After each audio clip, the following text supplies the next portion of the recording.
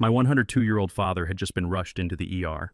I was speeding down a snowy highway in the middle of the night when I called my wife.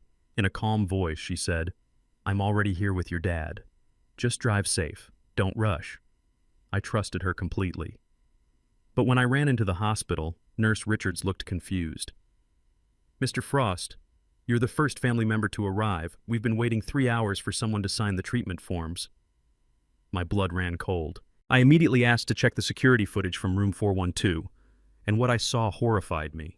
This story starts quietly, but it won't leave you unchanged. Before we continue, drop a quick comment. Have you ever had to choose between family loyalty and doing what's right? Your perspective matters. Quick note, some details are fictionalized for storytelling, but the heart of this story, the message about family justice and difficult choices, is what truly matters. The phone rang at 11:47 p.m. while I was doing 70 on I-84 40 minutes from home, and the voice on the other end used the word respiratory failure about my 102-year-old father. I kept both hands on the wheel of my silver Ford F250 as light snow crossed the headlight beams. 3 days consulting in Albany and now this. The ER nurse identified herself as Richards, her voice professional and measured. "Mr. Frost, this is Hartford Hospital. Your father was admitted at 10:15 p.m. with acute respiratory failure." I gripped the wheel tighter. "Is he stable?" "He's on oxygen, but we need a family member to sign emergency care authorization before 6 a.m. tomorrow." Emergency care authorization. My engineer's mind processed, 102 years old respiratory failure, midnight 40 minutes away, paperwork deadline. I told her I'd be there in 35 and hung up. Then I called Adrienne. My wife answered on the third ring, her voice carrying that smooth, controlled warmth she used at foundation board meetings, the voice of someone who had everything under control. "Adrienne, Hartford Hospital just called about Dad. I'm 40 minutes out. I'm here, Lawrence. I'm with him right now. You don't need to rush." I felt something loosen in my chest. "You're at the hospital right now." "I got the call an hour ago. I've been here since 10:30. He's stable. They have him on oxygen, and I already talked to Dr. Morrison about the authorization forms." The relief was immediate.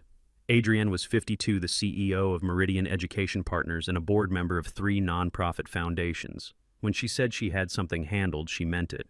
"What did Morrison say about his condition?" "Pneumonia, probably. They're running tests, but he's resting comfortably, and I'm staying until you get here." I eased off the accelerator slightly. Knowing Adrienne was there with my father made the drive feel less urgent. "Thank you for going," I said. "I know it's late." Of course, he's family. I was about to hang up when I heard it in the background. A pleasant, automated female voice with that particular digital smoothness that sounds almost human but not quite. "This is your floor." I froze. There are sounds you learn to trust when your life depends on precision. A server error tone, a failing hard drive click, a hotel elevator's automated politeness. I'd spent 25 years as a systems engineer traveling for work, staying in hundreds of hotels. I knew that sound. That wasn't a hospital intercom, that was a hotel elevator speaker. Adrienne kept talking smooth and unhurried. "The doctors said we should have more information by morning. There's really no need to speed, Lawrence. The roads are getting bad." "Adrienne," I said carefully, "what was that sound?" "What sound? It's just the hospital, Lawrence. The elevators here are very modern." Modern. Hartford Hospital was built in 1957. I'd been there a dozen times. The elevators were ancient, loud, mechanical. They announced floors with a bell, not a voice. "I didn't say that."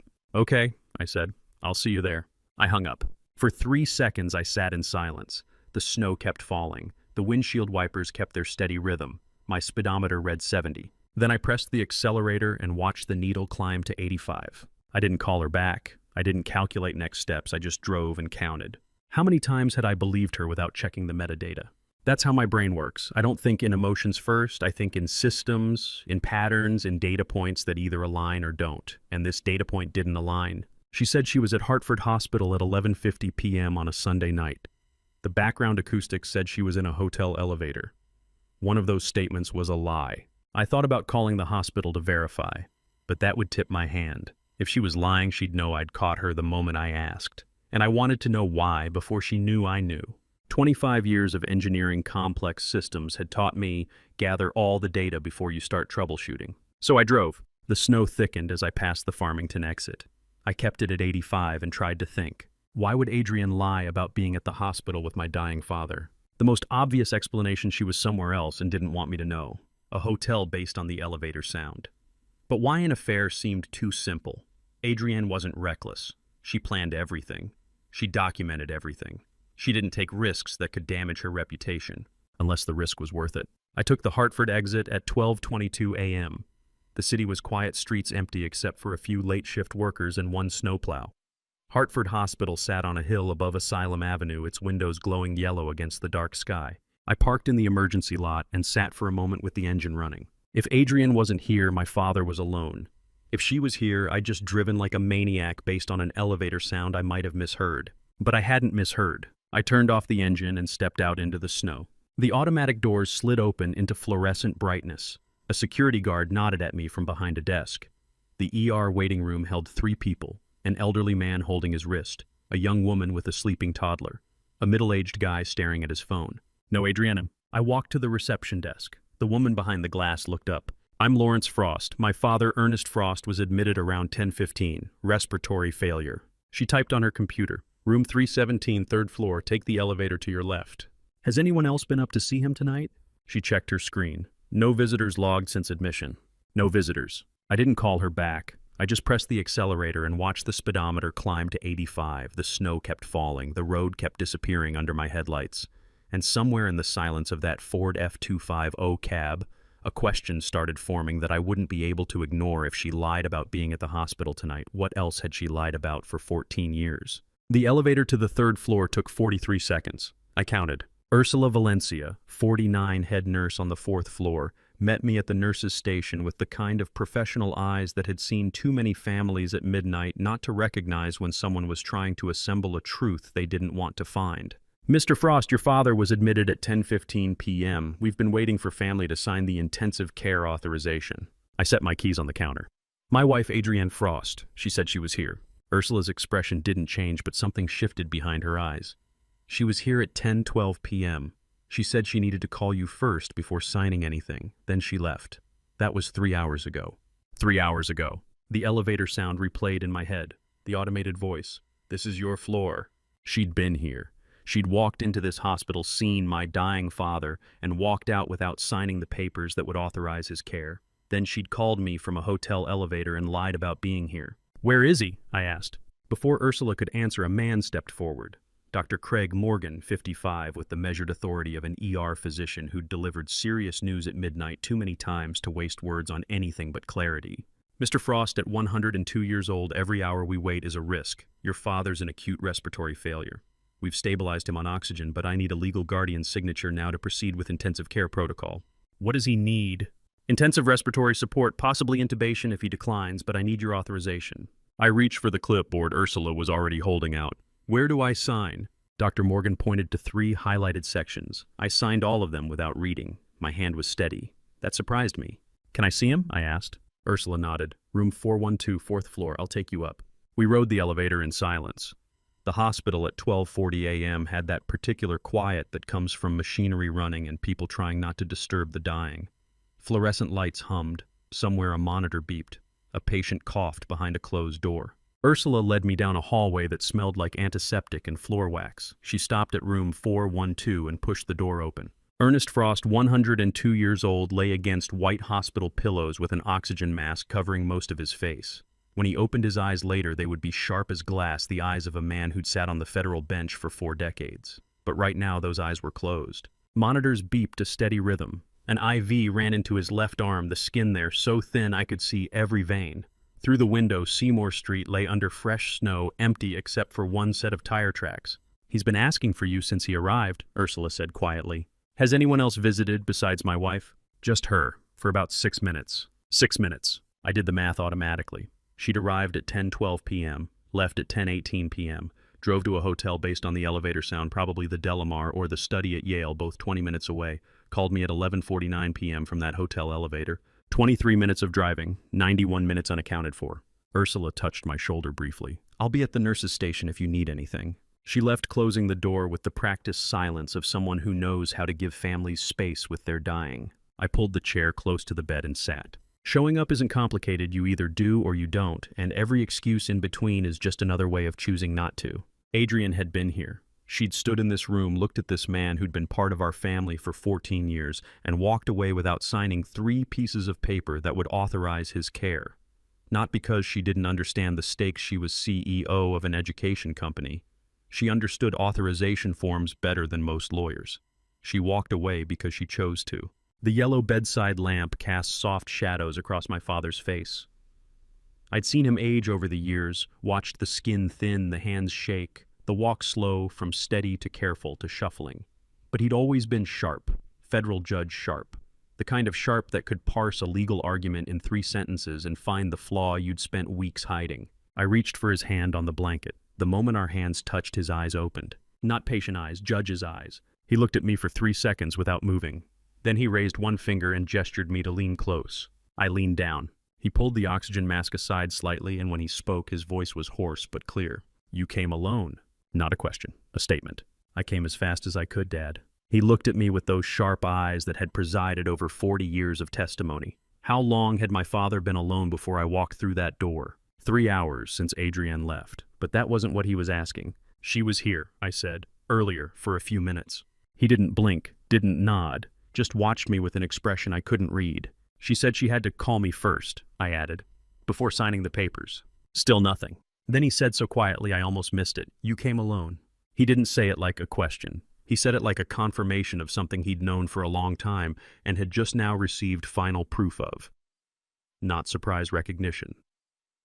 And the look in those 102-year-old eyes, former federal judge eyes that had presided over 40 years of testimony, told me he'd been watching my marriage longer than I'd been willing to see it. I woke at 7:15 a.m. in the plastic chair beside my father's bed with a stiff neck and one clear thought: I needed to see the security footage from last night. Ernest was still sleeping, oxygen mask fogging slightly with each breath. The monitors beeped their steady rhythm. Morning light came through the window at an angle that said January pale and thin. I stood, carefully pulled the blanket higher on his chest, and walked out. Ursula was at the nurse's station marking something on a chart. She looked up when I approached. "I need to review security footage from last night," I said. "4th floor hallway between 10 p.m. and midnight." She set down her pen. "You're the legal guardian on file. Derek Walsh in security can help you. 1st floor east wing past the cafeteria." "Thank you. Which cameras cover the patient rooms?" "Camera 4B gets to the hallway outside 410 through 414. Your father's room is in that range." I took the stairs instead of the elevator. My mind was already organizing what I needed to ask for: specific time range, specific camera angle documentation of exactly when Adrienne arrived and when she left. Not why she left, that wasn't a question security footage could answer. But how long she stayed, what she did while she was here, whether she spoke to anyone, those were data points I could collect. The security office sat behind a door marked "Staff Only," next to a vending machine that hummed too loud. I knocked once and walked in. Derek Walsh, hospital security officer in his early 40s, wore the practiced patience of someone who'd handled hundreds of footage requests but still checked legal authorization before pulling up a single frame.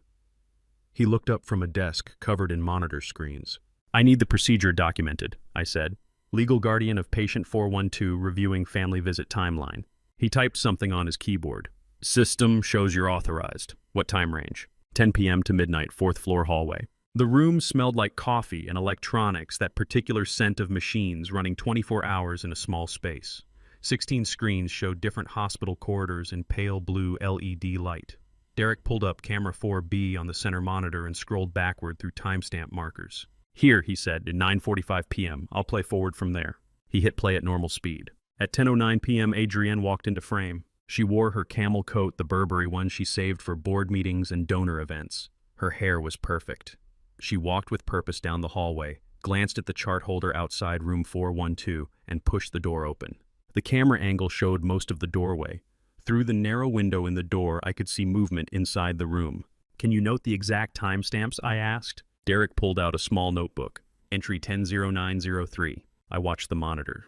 Adrienne's silhouette moved through the room window. She leaned over the bed, took something out of her purse. Her phone. What's the difference between being somewhere and performing being somewhere for people who aren't watching? She adjusted the angle, leaned closer.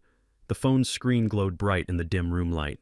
She was taking a selfie, not checking his oxygen levels, not reading his chart, not calling for a nurse, taking a picture of herself next to my unconscious father. At 10:15 p.m., she walked out of the room, pulled the door closed behind her, and headed straight for the elevator. She didn't look back, didn't stop at the nurse's station, didn't speak to anyone.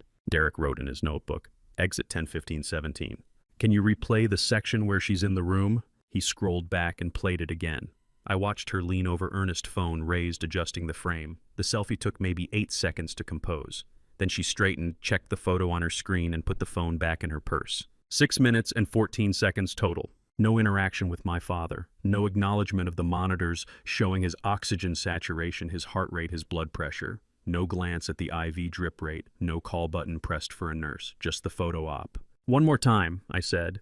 "I need to see what she was holding when she left." Derek played it a third time. Nothing. Just her phone and purse. No paperwork, no authorization forms, no medical information sheet. 6 minutes enough time to prove you showed up, not enough time to prove you cared. "Can you provide me a copy of this timestamp log?" I asked. Derek tore the page from his notebook and handed it to me. "You want the video file?" "Yes. How do I request that officially?" "Legal guardian can submit a written request to medical records. Takes about 48 hours to process."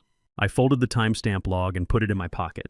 "Thank you." I stood there for another moment watching the frozen frame on the monitor.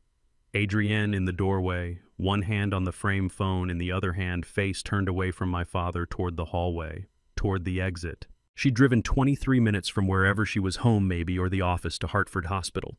She'd walked from the parking lot through the ER entrance, taken the elevator to the 4th floor, found room 412, and walked in. 6 minutes and 14 seconds later, she walked out. No nurse consultation, no doctor update, no emergency authorization signed, just proof of presence captured in her phone's camera roll. I thought about the call at 11:49 p.m., her smooth voice saying, "I'm here, Lawrence. I'm with him right now."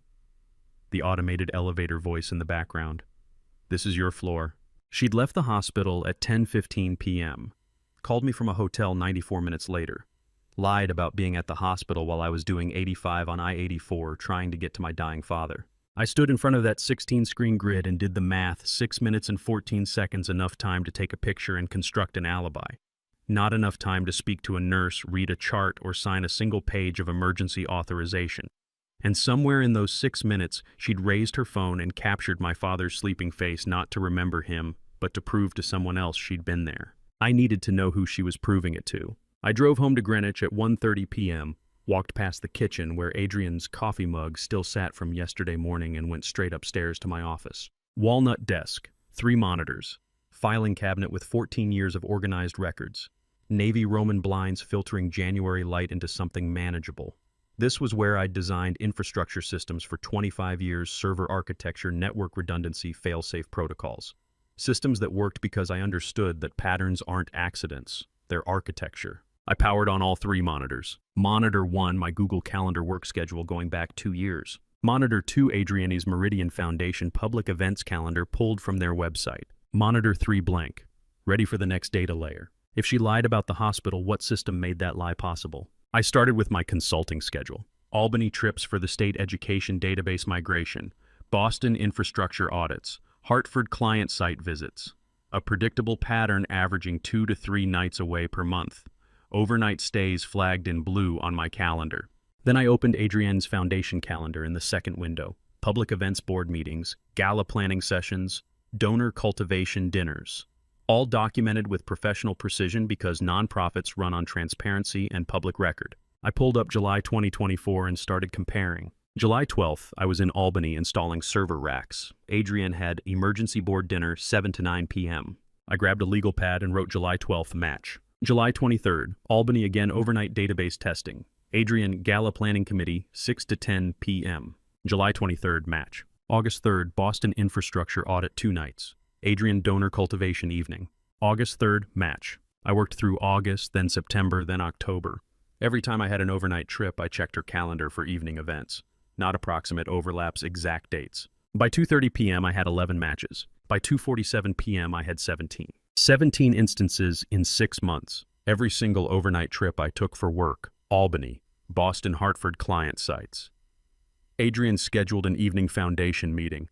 Not most of them. Not some of them. All of them. I stared at the legal pad with 17 yellow highlighter marks and felt something shift in my understanding of the past 6 months. I wasn't her husband. I was the variable. She controlled the schedule. She optimized around the absence she required. Some of the meetings were legitimate public record. The October Gala had 200 attendees and raised $500,000 for education programs. But others were vague calendar entries. Foundation strategy session 7 to 10 p.m. Board member consultation evening. donor meeting private.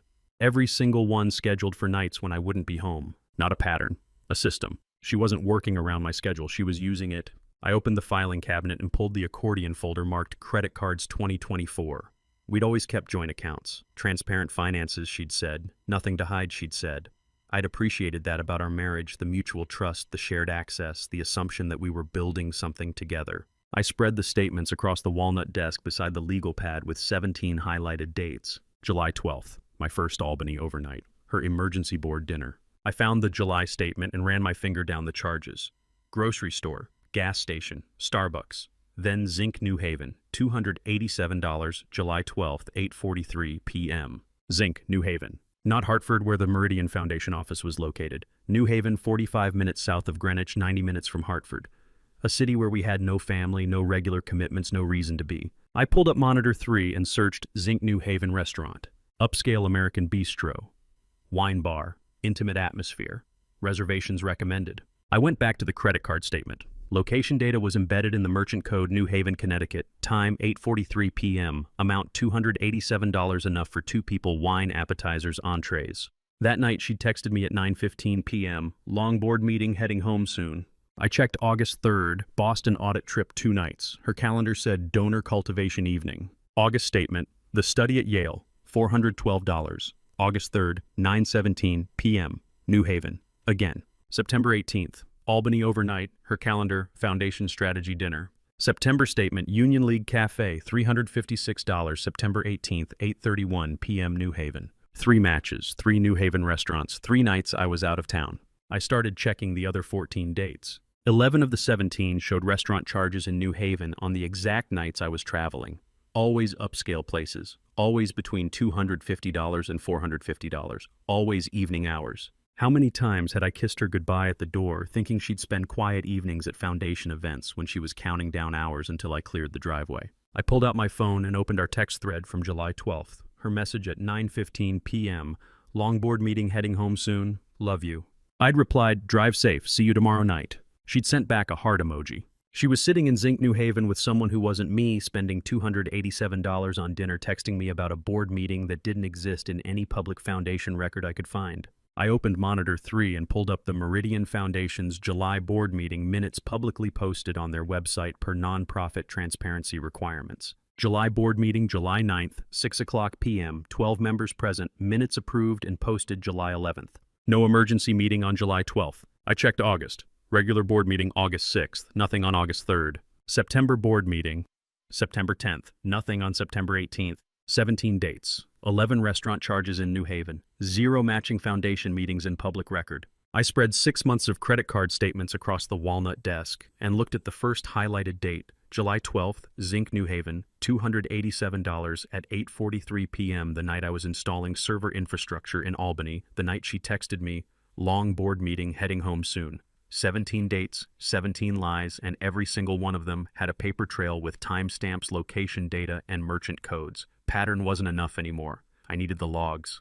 The logs were already waiting for me. The phone buzzed at 4:15 p.m. with an iMessage notification, and I watched the same message appear simultaneously on the old MacBook sitting on the credenza, the one we'd set up with family Apple ID sharing in 2019 and never bothered to disconnect. I stared at the notification. The message was from an unknown number not in my contacts, but it was syncing to the MacBook in real time, which meant it was also syncing to Adrienne's account. Family sharing, photos, messages, calendar. We'd set it up when she got a new iPad for Foundation work. 1 Apple ID, multiple devices, everything synchronized. She'd forgotten about the old laptop. I walked to the credenza and opened the MacBook. The screen woke up showing the Messages app. A conversation thread with a contact saved as L, just the letter, no name. 3 months of history. I scrolled to September 2024. The first message was friendly professional. Thanks for the recommendation. I finished it in 2 days. By October, the tone had shifted. I don't want you to see this side of me. The response, I don't want you to see this side of me either. By November, we both know this is wrong. We both know we're not stopping. I kept scrolling. Not crude sexting. Real conversation. Discussions about books. Late-night philosophy about regret and choice. Arguments in the messages, then reconciliations. Plans to meet, hotel names I recognized from expense reports, dates that matched my Albany trips. This wasn't an affair of convenience. This was a relationship with depth and history. I read exactly 10 message exchanges. September 18th. Meet me at the study at 8. I have until midnight. October 12th. I wish we'd met before I was who I am now. November 3rd. You make me feel like the version of myself I gave up on. 10 lines. That was enough to know what this was. Betrayal with real feelings is worse than betrayal without them. Lies have expiration dates, but love leaves evidence that outlives the relationship. I closed the MacBook at 4:47 p.m. I didn't keep reading. Not because I couldn't handle it, because I didn't need to. The evidence existed. It was documented. It was preserved in cloud architecture that Adrienne had forgotten about when she deleted these conversations from her phone. I wasn't reading her love story. I was documenting evidence. The rest could wait. I sat there for 20 minutes looking at the closed laptop. Then I stood up, put on my coat, and walked 4 houses down Greenwich Avenue. Vernon Townsend, 74, retired postal supervisor who'd lived on this street since 1987, answered the door in flannel and reading glasses.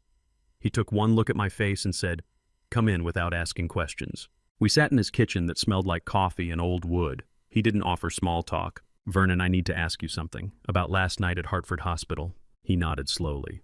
"I was wondering when you'd come by." "You saw something." I saw Adrienne leaving, around 10 p.m. I was picking up prescriptions at the CVS across from the hospital entrance. My blood pressure medication came in late. She came out of the ER doors, walked straight to her Mercedes in the lot.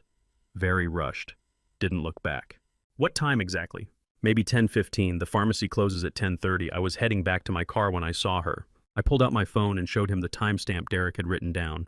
"Does 10:15:17 sound right?" Vernon looked at the note. "Could be. I wasn't checking my watch, but that's the right window. If I need you to confirm that officially, would you?" He didn't hesitate. "Anytime. Your father's a good man. Been on this street longer than most of us. If someone's not doing right by him, I'll say what I saw." How much do neighbors see that we think they don't notice the rushed exits, the late returns, the careful choreography of deception performed in driveways? "Thank you," I said.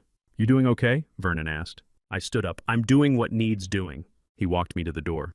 "Your father used to say that. Federal court, he'd come home after hard cases and your mother would ask how he was holding up. Doing what needs doing. That was always his answer." I walked back home at 8:30 p.m. The house was dark. Adrienne still hadn't come home, hadn't called, hadn't texted beyond the automated "thinking of you" and Ernest message she'd sent at noon, probably scheduled in advance, maybe composed before she even knew he was in the hospital. I went back to my office, sat down at the desk, covered in credit card statements and calendar printouts, and opened my laptop. New document. Plain text file, saved as timeline.txt. I typed the first entry. Entry 001 January 12th, 2025, 23:47. Phone call from Hartford Hospital, ER Nurse Richards. RE Ernest Frost, respiratory failure. Called Adrienne immediately. Hotel elevator speaker, sound audible in background during call automated voice. "This is your floor," matches. The study at Yale or similar hotel system. Adrienne claimed to be at hospital with Ernest. Hospital records show she left at 22:15, 10:15 p.m., 93 minutes before call. I saved the file. Every investigation needs a timeline. Facts first. Chronological order, no gaps. I looked at the blue glow of the monitor and the single entry in the timeline file. 92 characters, the first piece of evidence in what I already knew would become hundreds. Somewhere in those deleted messages on the MacBook was a hotel name, meeting times, 3 months of coordination that matched my calendar. I didn't need to read them all tonight. The MacBook wasn't going anywhere. The messages were preserved in cloud storage that would survive phone deletions, device resets, even intentional erasure, because that's how Apple's architecture works. Redundancy, backup, fail-safe protocols. I sat in the blue glow of the monitor and looked at the timeline. .txt file, 1 entry, 92 characters, the first piece of evidence in what I already knew would become hundreds. Somewhere in those deleted messages was a hotel name meeting times 3 months of coordination that matched my Albany calendar. I didn't need to read them all tonight. The MacBook wasn't going anywhere. The evidence was preserved. And for the first time since my father said, "You came alone," I wasn't just reacting, I was building a case. A case needs witnesses. I arrived at Hartford Hospital at 7:45 a.m. on January 14th with coffee I didn't drink and a question I needed answered: who else had been in that hallway the night Adrienne took her 6-minute selfie? Room 412 looked different in morning light. Ernest was sleeping peacefully, oxygen mask still in place, but the flow rate reduced from yesterday. The monitor showed steady vitals. His breathing had improved deeper, more regular. I pulled the plastic chair close to the bed and sat. I opened the timeline file on my phone and added entry 002, January 13th, 2025, 9:45, security footage review with Derek Walsh. Adrienne entered room 412 at 22:09:03, exited 22:15:17. Total time 6 minutes 14 seconds. Took selfie with patient, no nurse consultation, no paperwork signed. Ursula appeared in the doorway with a different expression than I'd seen before. Not the professional calm of a nurse delivering medical updates, but something more cautious. "Mr. Frost, do you have a moment?" I stood up. "Is Dad okay?" "He's stable. This is about something else. Someone wants to talk to you." I followed her into the hallway. She kept her voice low. "One of our cart attendants mentioned he saw your wife that night, in a spot the cameras don't cover well." I felt my pulse pick up. "Which attendant?" "Dwight Diaz. He's finishing his shift now. Didn't want to get involved, but I told him you're the legal guardian, you have a right to know what happened." She led me down the hallway toward the corner by the equipment storage room. The same hallway I'd watched on camera 4B, but now I was seeing it from ground level. The corner had a different geometry in person. There was a dead angle where the storage room wall blocked the camera's view. Dwight Diaz, 44, appeared with his equipment cart and a cleaning cloth in hand, wearing the careful, neutral expression of a man who'd spent years seeing things in hospital hallways that weren't his business to discuss. Lean-build hospital maintenance uniform hands that looked used to work. He glanced at Ursula, then at me. "I don't want trouble," he said. "But I saw her, your wife, she gave something to a man, an envelope." I kept my voice steady. "When, around 10:10 p.m., January 12th, I was pushing the cart past this corner heading to restock room 420. I saw her standing here talking to a man, navy jacket, khaki pants. She handed him a white envelope. They talked for maybe 30 seconds, then he walked toward room 418. What did he look like? White guy, maybe late 30s, dark hair, brown dress shoes. Nice ones, I noticed, because they didn't fit the hospital. And he wasn't wearing a visitor badge. The people we notice least cart attendants, cleaners, the ones who move through hallways like furniture. They see everything we think is invisible. Room 418, I said. What's in there? Dwight looked at Ursula. She answered, "It was empty that night, supposed to stay empty for maintenance. Bathroom fixture repair scheduled for the 15th. But he went in there," Dwight nodded. "For maybe 2 minutes, then came back out and left the floor. I watched him take the elevator down." I pulled out my phone and opened the Notes app. "Can you describe the envelope?"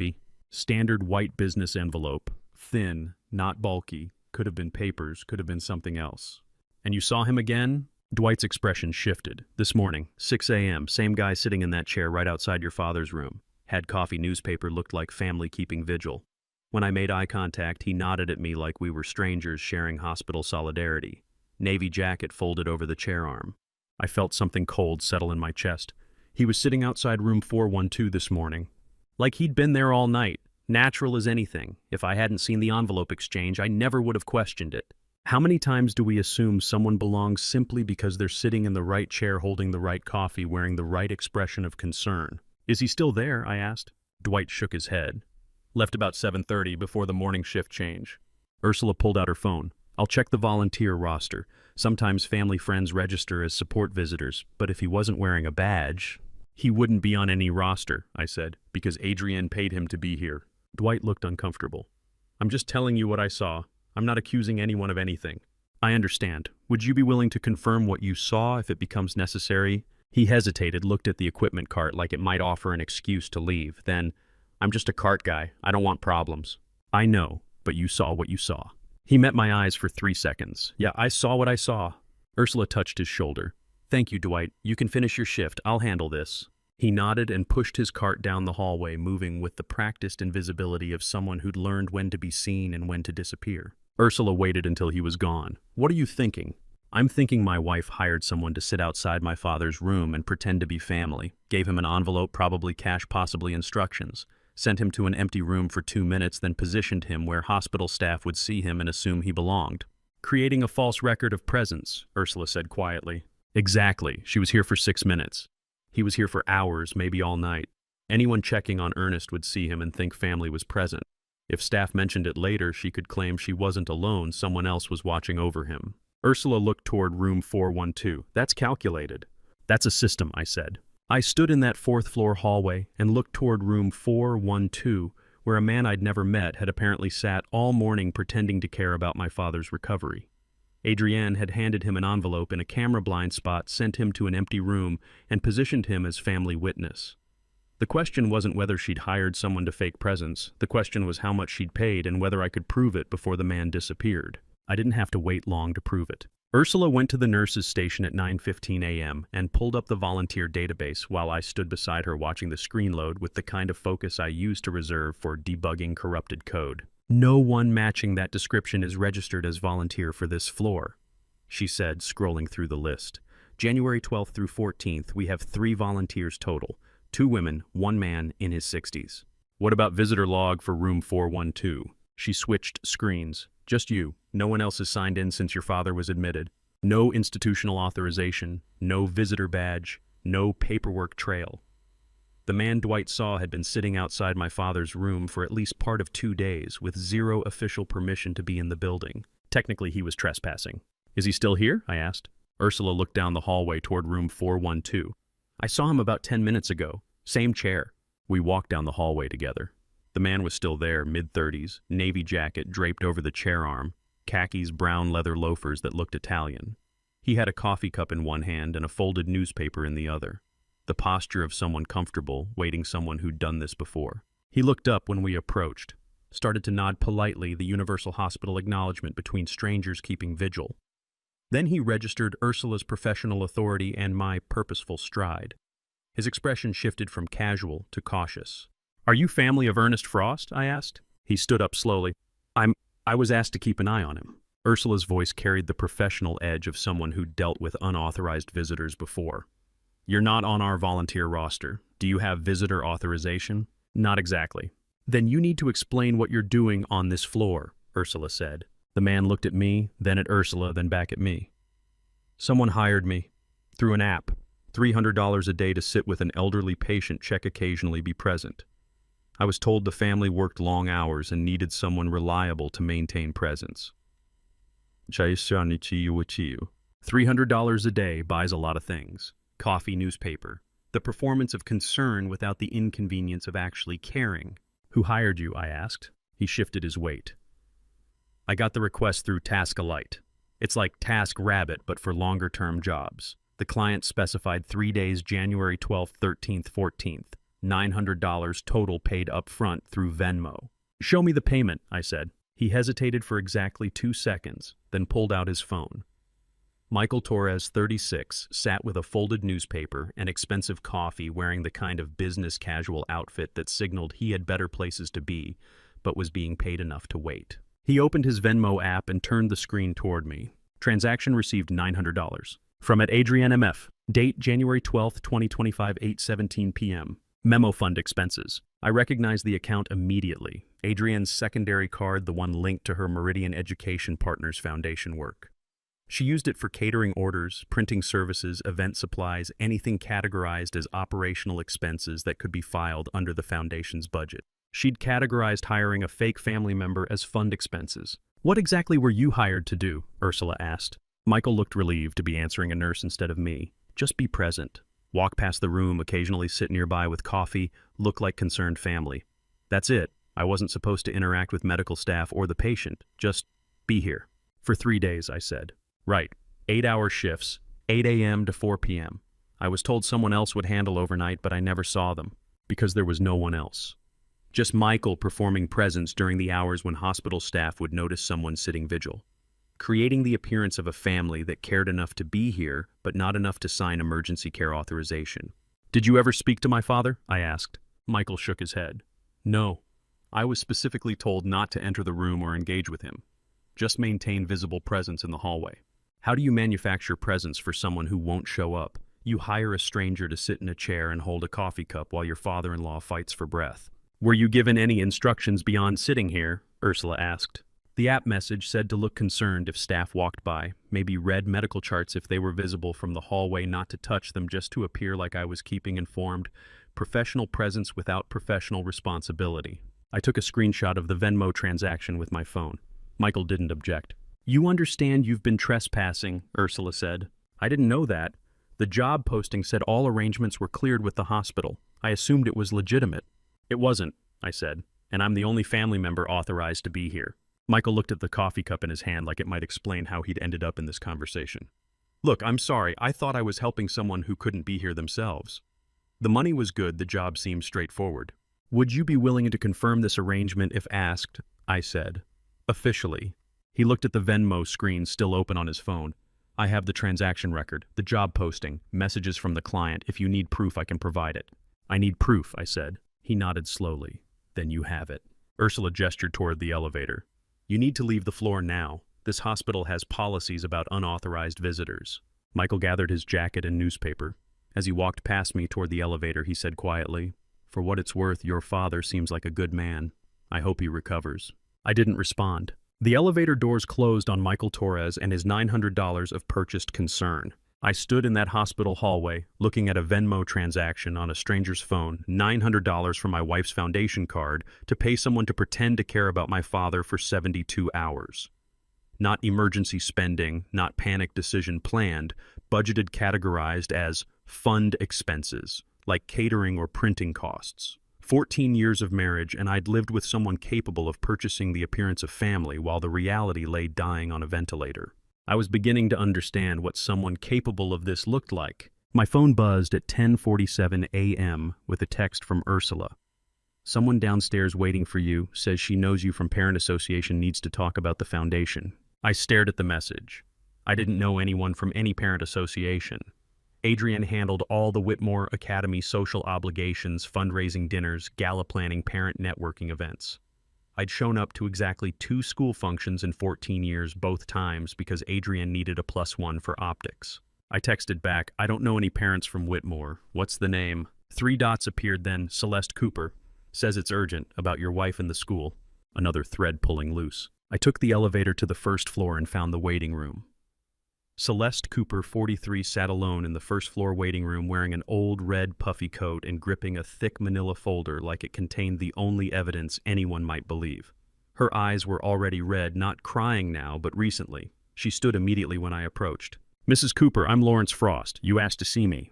I heard you're looking into the Meridian Foundation, into your wife. I kept my expression neutral. Who told you that? One of the nurses. I was here yesterday visiting my mother post-op recovery, 4th floor. I heard them talking about Ernest Frost and his family situation, about how you were reviewing security footage, asking questions. I thought maybe... She didn't finish the sentence. She didn't need to. Her eyes said everything, desperate hope mixed with the exhaustion of someone who'd told this story too many times to people who didn't help. Maybe I should sit down, I said. We sat in adjacent plastic chairs. The waiting room smelled like coffee and antiseptic. An elderly couple sat near the window, not talking. A man in scrubs scrolled through his phone by the vending machine. Celeste opened the folder with trembling hands. My daughter Nicolette, she's 13, 8th grade at Whitmore Academy. She pulled out a school photo, dark hair, careful smile, the kind of posed expression that schools require but don't capture real personality. She's been bullied since September by another student. Physical intimidation, social exclusion, online harassment through group chats. I looked at the photo, then at Celeste. What did the school do? I filed a formal complaint October 15th with the counseling office, documented everything, screenshots, witness names, dates. Principal Darren Stewart called me on October 28th, said the matter was being handled internally with appropriate discretion. And nothing changed. November came. Nicolette refused to eat for 3 weeks. She begged me not to send her back to school. There's a hierarchy of concerns that reveals character. Some people put children first, some put galas first. And the distance between those priorities is the distance between decency and corruption. 3 weeks, I repeated. Celeste's hands shook as she pulled another document from the folder. I kept calling the school, kept emailing. Finally, Stewart agreed to meet again. November 20th. He told me they were taking the matter seriously, investigating thoroughly, but these things take time. He asked me to be patient, to trust the process. Did you? I tried, but Nicolette kept getting worse. I took her to a therapist. The therapist asked if I'd reported the bullying. I said yes. The therapist said the school's delay was unacceptable. She handed me a printout. Email chain between Darren Stewart and Adrian Frost, November 5th to 12th, 2024. I read it twice. Stewart, November 5th. Celeste Cooper, complaint escalating. Student safety concern documented, but parent becoming vocal. Need guidance managing situation before this becomes public. Thoughts, Adrian, November 8th. Let's discuss offline. We need to settle this amicably before the January gala. Can't afford controversy during our primary fundraising campaign. We'll call you Monday. Stewart, November 12th. Agreed. We'll handle delicately. Appreciate the partnership. No mention of the child's name. No mention of investigating the bullying. No mention of student safety protocols or disciplinary action. Just gala timing and reputation management. I looked at Adriana's email signature. Adrian Frost, CEO, Meridian Education Partners Foundation.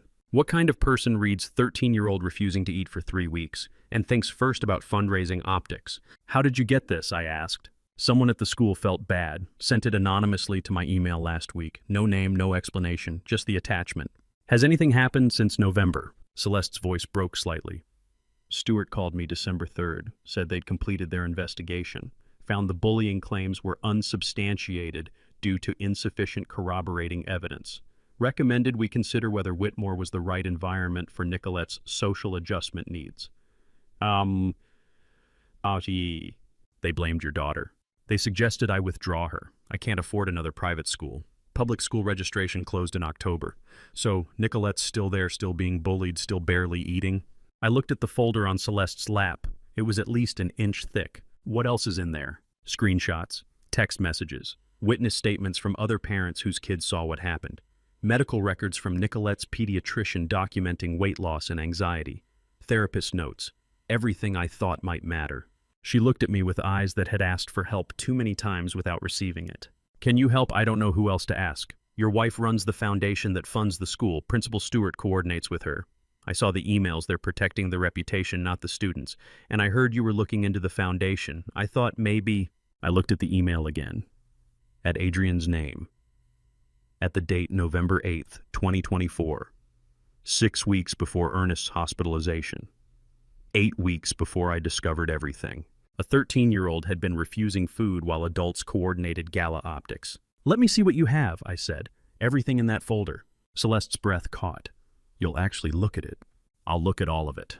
I sat in that hospital waiting room with Celeste Cooper's thick folder on my lap and realized this wasn't just about my father anymore, wasn't just about 14 years of marriage built on synchronized calendars and hotel elevator sounds.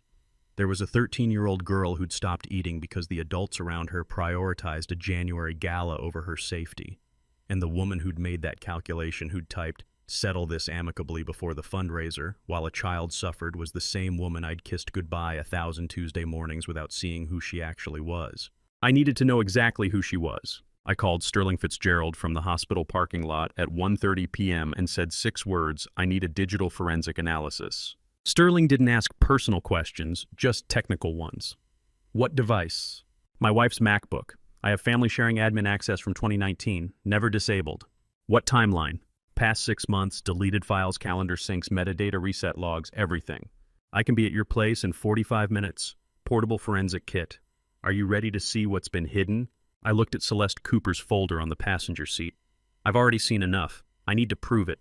Sterling Fitzgerald, 34, arrived at my Greenwich house at 2:15 p.m. with a laptop bag and portable forensic drives, moving with the efficient focus of someone who'd spent a decade analyzing digital evidence and knew that metadata revealed truths people thought they'd erased. We went straight to my office. He set up at the second monitor, pulled out cables and external drives, booted terminal.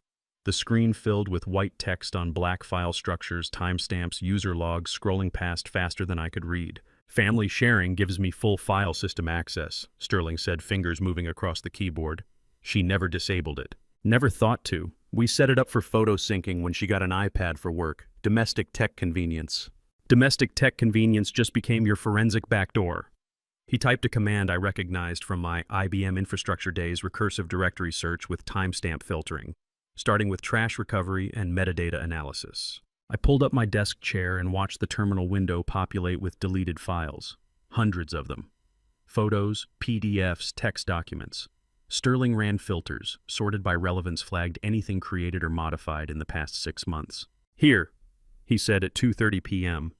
File called WA_incident_November 2024.pdf, deleted November 18th. He recovered the file and checked the metadata. Created by d.hale@meridian.org. That's her work email.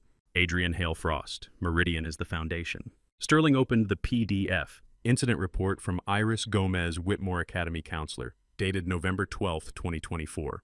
Subject, Nicolette Cooper, bullying documentation. I read it twice. Detailed timeline. September 15th, first incident reported by peer. September 22nd, second incident, physical intimidation. October 8th, online harassment screenshots. October 15th, parent complaint filed by Celeste Cooper. Recommendation, immediate intervention, mandatory counseling parent conference within 1 week. The file was deleted November 18th, 2 days before Stewart's email to Celeste saying the matter was handled internally. Digital files don't forget every deletion, leaves a shadow, every edit leaves a timestamp, every lie leaves metadata proving it was constructed, not accidental. Can you export this with full metadata, I asked. Sterling was already doing it. PDF with embedded creation date, author modification history, court-ready format. He kept working. Running calendar analysis now, looking for hidden or secondary calendars. The screen shifted to a different view. Calendar data structures, sync logs, shared account permissions. Found one, Sterling said. Secondary calendar hidden from default view, synced with external Google account. He pulled up the email address, leonierivera.mpp@yale.edu. Leonie Rivera, I said quietly. You know her. I know the name, from the messages. Sterling displayed the calendar entries. 17 events, September through December 2024. All evening times, all labeled vaguely meeting, discussion, check-in. Can you overlay my business calendar, I asked. He pulled up my Google Calendar in a split screen. My Albany trips, Boston audits, Hartford client sites, all marked in blue. Adrian's hidden calendar events in red. Perfect alignment, every single entry. September 18th, my Albany overnight, her meeting 8 p.m. October 12th, my Boston audit, her discussion 7:30. November 3rd, my Hartford client site, her check-in 9 p.m. 17 red dots, 17 blue dots, 0 mismatches. Visual proof of systematic coordination, Sterling said. Can you export this overlay? Already rendering it as PDF. What does it mean when someone deletes evidence 24 minutes before the phone rings, when preparation for deception happens before the question is even asked? One more thing, Sterling said. iCloud sync logs for January 12th. He pulled up a different terminal window. Scrolling through reset commands, authentication logs, sync timestamps. Here, 11:23:17 p.m. iCloud keychain, full reset. I looked at the timestamp. What does that reset? Everything. Saved passwords for hotel apps, browser autofill maps, location history calendar, push notifications. Requires two-factor authentication and manual password re-entry. This isn't accidental. This is deliberate data deletion. What time did the hospital call me? I already knew. I pulled up my call log anyway.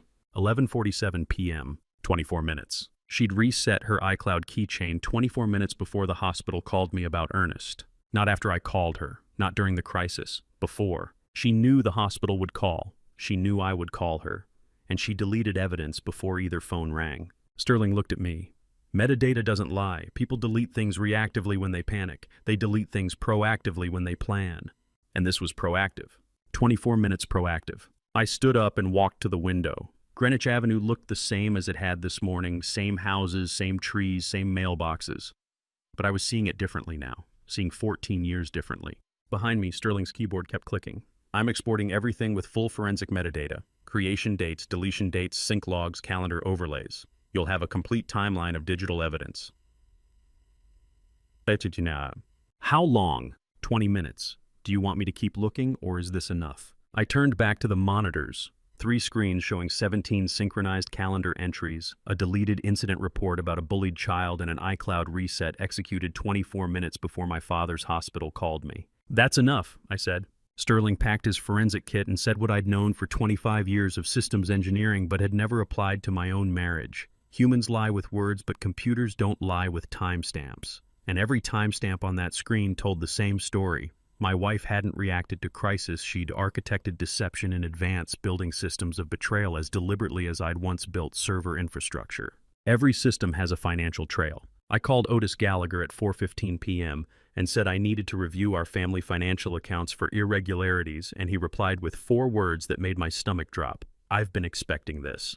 He gave me his office address, Trumbull Street, Hartford, 8th floor, 30 minutes. Otis Gallagher, 51, sat in his 8th floor office overlooking Bushnell Park with a spreadsheet already open on his monitor, wearing the carefully neutral expression of a financial advisor who'd been watching questionable transactions for 3 months and waiting for his client to ask the right questions. I sat down across from his desk. Through the window behind him, January light made the bare trees in the park look skeletal. You said you've been expecting this call. Since November, I saw transactions that didn't make sense, foundation accounts that looked legitimate on paper but felt wrong in practice. But I needed to be sure before approaching you. Are you sure now? I'm sure enough that I've had this spreadsheet ready for 2 months. He turned the monitor toward me. Excel columns, transaction dates, account numbers, wire transfer records. Clean rows of data that told a dirty story. 3 wire transfers, Otis said. September, October, November 2024. 500,000, 600,000, 400,000. Total $1.5 million. I stared at the numbers. From whom? Murray Callahan. Real estate developer. Callahan Properties, LLC. And before you ask, yes, he has a child at Whitmore Academy. The name meant nothing to me, but the dates did. September 15th, October 22nd, November 8th. What's the recipient account? I asked. Meridian Education Partners, LLC, established July 2024. Registered agent D. Hale. Adrienne's maiden name. Show me everything, I said. Otis pulled up the LLC registration documents. Meridian Education Partners, LLC, nonprofit, educational partnership, tax-exempt status pending. Board of Directors, one name. Adrienne Frost. What has this LLC funded? I asked. Nothing. 0 educational programs, 0 grants, 0 disbursements, $1.5 million sitting in an account earning interest. Some things shouldn't have price tags. Children's safety, truth, basic human decency. But everything has a price when someone wealthy enough wants something badly enough to pay for silence. Pull up the transaction dates again, I said. Next to them, I need you to write these dates. I pulled out my phone and opened the notes where I'd documented Celeste's timeline. September 8th, Nicolette's bullying began. October 15th, Celeste filed formal complaint. November 8th, Adrienne emailed Principal Stewart about settling before the gala. Otis typed the dates into adjacent columns. September 8th, bullying began. September 15th, $500,000 wire transfer from Callahan. October 15th, formal complaint filed. October 22nd, $600,000 wire transfer from Callahan. November 8th, Adrienne's settle amicably email. November 8th, $400,000 wire transfer from Callahan. Same day. These aren't donations following events, I said. These are payments coordinating silence. I know, Otis said quietly. That's why I've been waiting. Murray Callahan's child is the one who bullied Nicolette Cooper. Yes. And he paid my wife $1.5 million to make the complaint disappear. That's what the pattern suggests. I looked at the spreadsheet. Clean columns, perfect accounting, precise documentation of something fundamentally corrupt. The memo lines, I said. What do they say? Otis clicked to expand the transaction details. All 3 transfers had identical memo text, educational partnership development. Partnership development, I repeated. Standard nonprofit language. Sounds legitimate, means nothing specific. But it's actually payment for suppressing a bullying case involving a 13-year-old girl who stopped eating for 3 weeks. Otis's jaw tightened. I have a daughter. She's 11. When I saw these transactions in November and started connecting them to the Whitmore timeline, I wanted to call you immediately, but financial advisors can't make accusations without evidence. So I waited and documented. What can't be bought with $1.5 million? Apparently not a headmaster's cooperation, not a foundation CEO's ethics, not the institutional machinery designed to protect children. This is money laundering, I said. Yes. Through a nonprofit shell company Adrienne created specifically for this purpose. The timing suggests that LLC established in July, first payment in September. Either she anticipated needing a mechanism for large, questionable transfers, or Murray Callahan approached her about handling a problem and she built the structure to accommodate it. Either way, she knew what she was doing. This isn't accidental, Otis said. This is architecture. I sat back in the chair. Through the window, I could see office workers leaving buildings, heading home after normal workdays, solving normal problems. None of them were looking at spreadsheets showing how their wife had monetized a child's suffering. $1.5 million, I said. That's what a 13-year-old's safety was worth. To Murray Callahan, yes. His child gets to stay at Whitmore. Nicolette Cooper's complaint gets labeled unsubstantiated. Everyone moves on except the family that was hurt. And Adrienne gets $1.5 million in a shell company account. Tax-exempt pending nonprofit status. I thought about Celeste's red eyes, the thick folder, the therapist notes documenting Nicolette's weight loss and anxiety. What do you need from me? Otis asked. Everything. Full transaction records, LLC registration documents, wire transfer confirmations, bank statements showing the money sitting unused, everything that proves this trail. Otis opened his desk drawer and pulled out a manila folder. I've been ready since November. He handed it across the desk. I opened it. 30 pages of transaction records, account statements, LLC documents, wire transfer confirmations. Every piece of evidence showing how Adrienne had built a non-profit shell company to launder payment from a bully's wealthy father. "Can I ask what you're planning to do with this?" Otis said. "I'm planning to make sure everyone involved understands exactly what they did." Otis nodded slowly. "If you need me to testify to any of this, I will." "I might? Then I'm ready." I walked out of Otis's office with a folder containing every transaction record, every wire transfer, every piece of evidence showing how my wife had built a non-profit shell company to launder $1.5 million from a bully's father while a 13-year-old girl stopped eating. The spreadsheet showed precise dates, perfect accounting, clean documentation of something fundamentally corrupt. And somewhere in Greenwich, Adrienne was probably preparing for tomorrow's foundation meeting, organizing the January gala. She'd sacrificed a child to protect, completely unaware that her financial advisor had been building a case against her since November. She didn't know anyone was building a case. I did. I woke at 5:30 a.m. on January 15th after 3 hours of broken sleep, made coffee I barely tasted, and taped a sheet of A0 paper to my office wall because 25 years as a systems engineer taught me one thing: you can't debug what you can't visualize. The paper stretched 4 feet wide, 3 feet tall. Engineering graph paper with faint blue grid lines. I taped each corner, carefully pulled it taut, made sure it was level. This wasn't decorative. This was infrastructure. I pulled 3 markers from my desk drawer: black Sharpie for primary data, red fine point for contradictions, blue medium tip for financial transactions. My laptop sat open beside the paper, showing timeline.txt 12 entries now growing every time I discovered something new. Second monitor displayed Otis's spreadsheet with the Callahan payments highlighted in yellow. Third monitor showed Sterling's metadata report timestamps and deletion logs in white text on black background. Third cup of coffee sat untouched on the desk. My hair was uncombed. I was wearing yesterday's clothes. None of that mattered. I was preparing to map infrastructure. 72 hours. January 12th at 10 p.m. to January 15th at 10 p.m. 3 full days.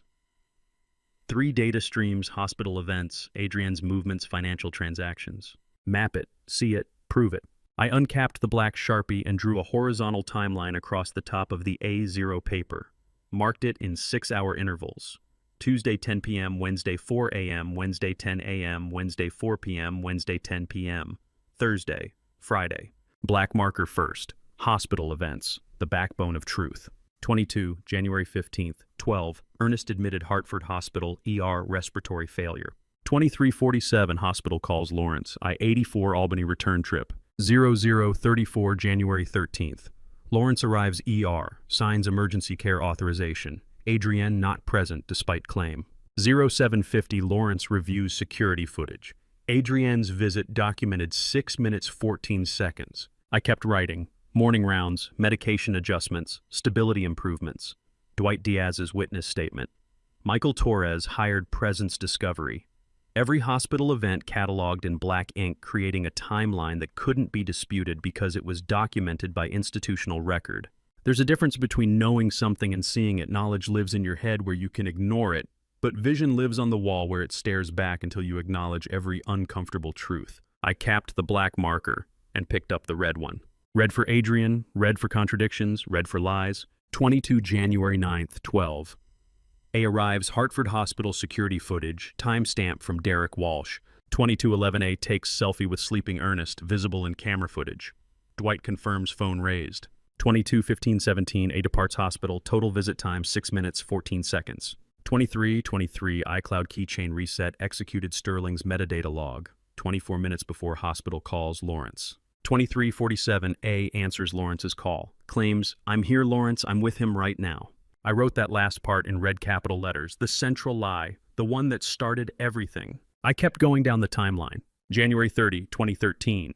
A still absent from hospital, no return visit. 7 o'clock, a still absent, Lawrence waking in plastic chair. 1400 A, presumably at foundation office, unconfirmed, no visual verification.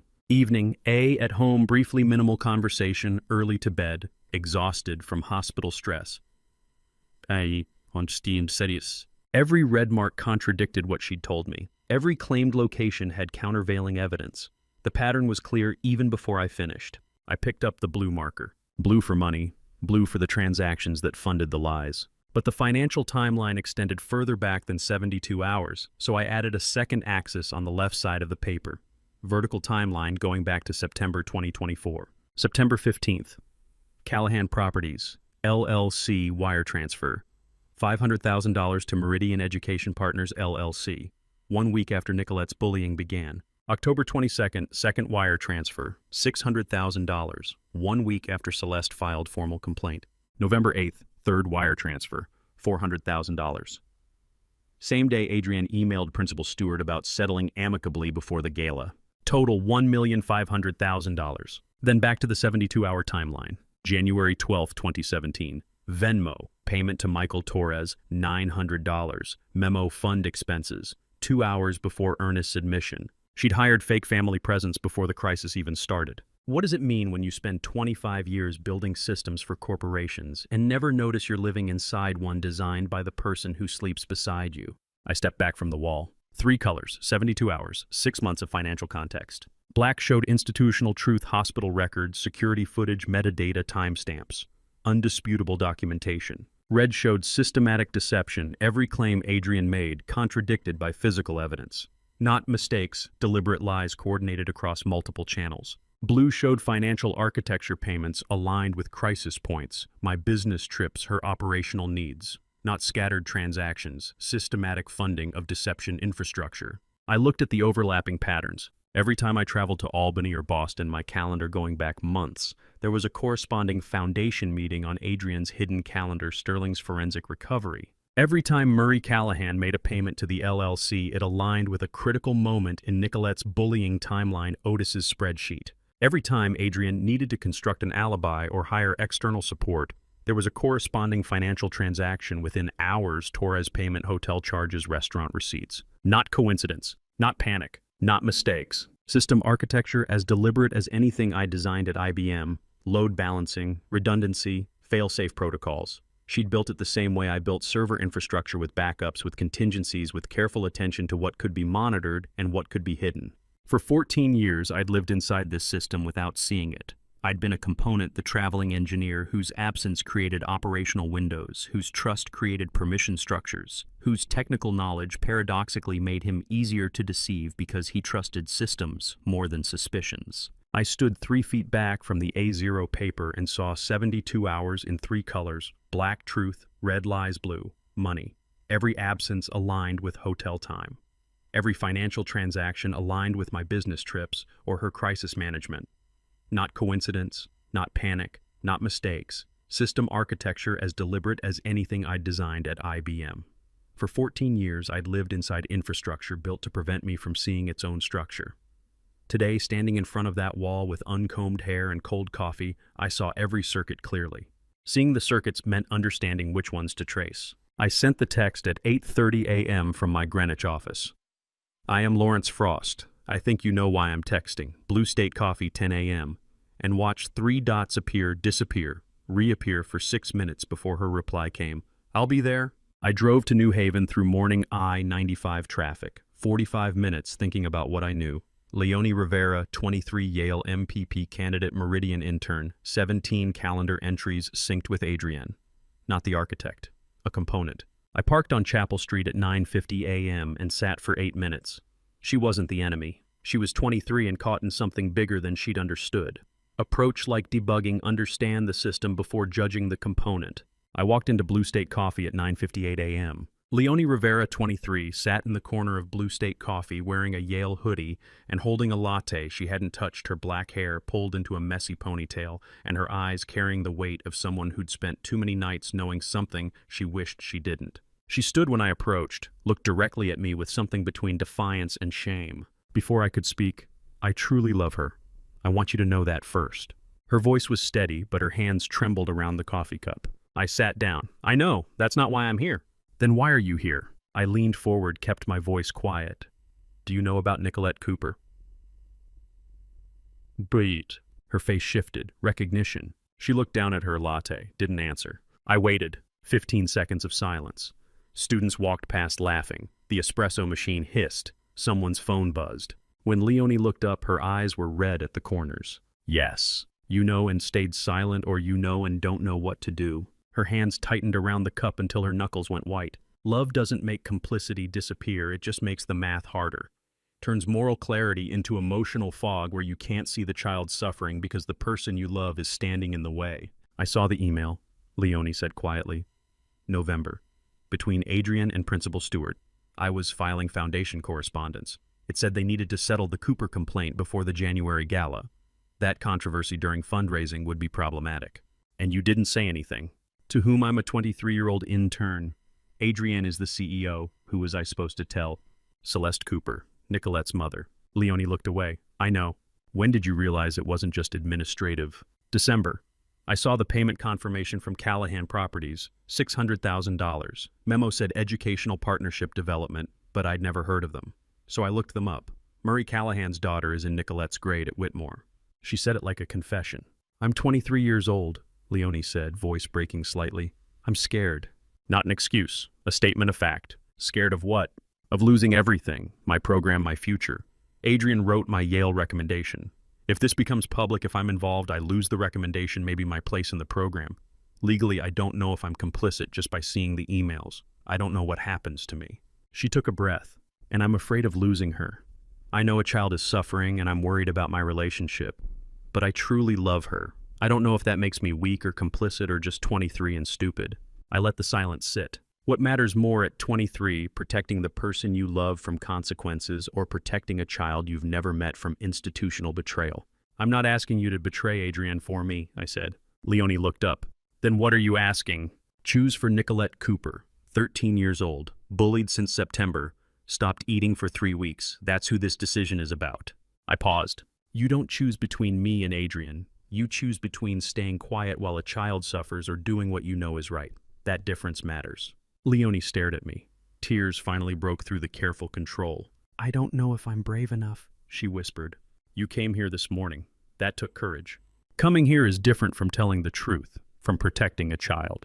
She wiped her eyes with her sleeve. What happens if I help you? I don't know. That depends on what you have and what you choose to do with it.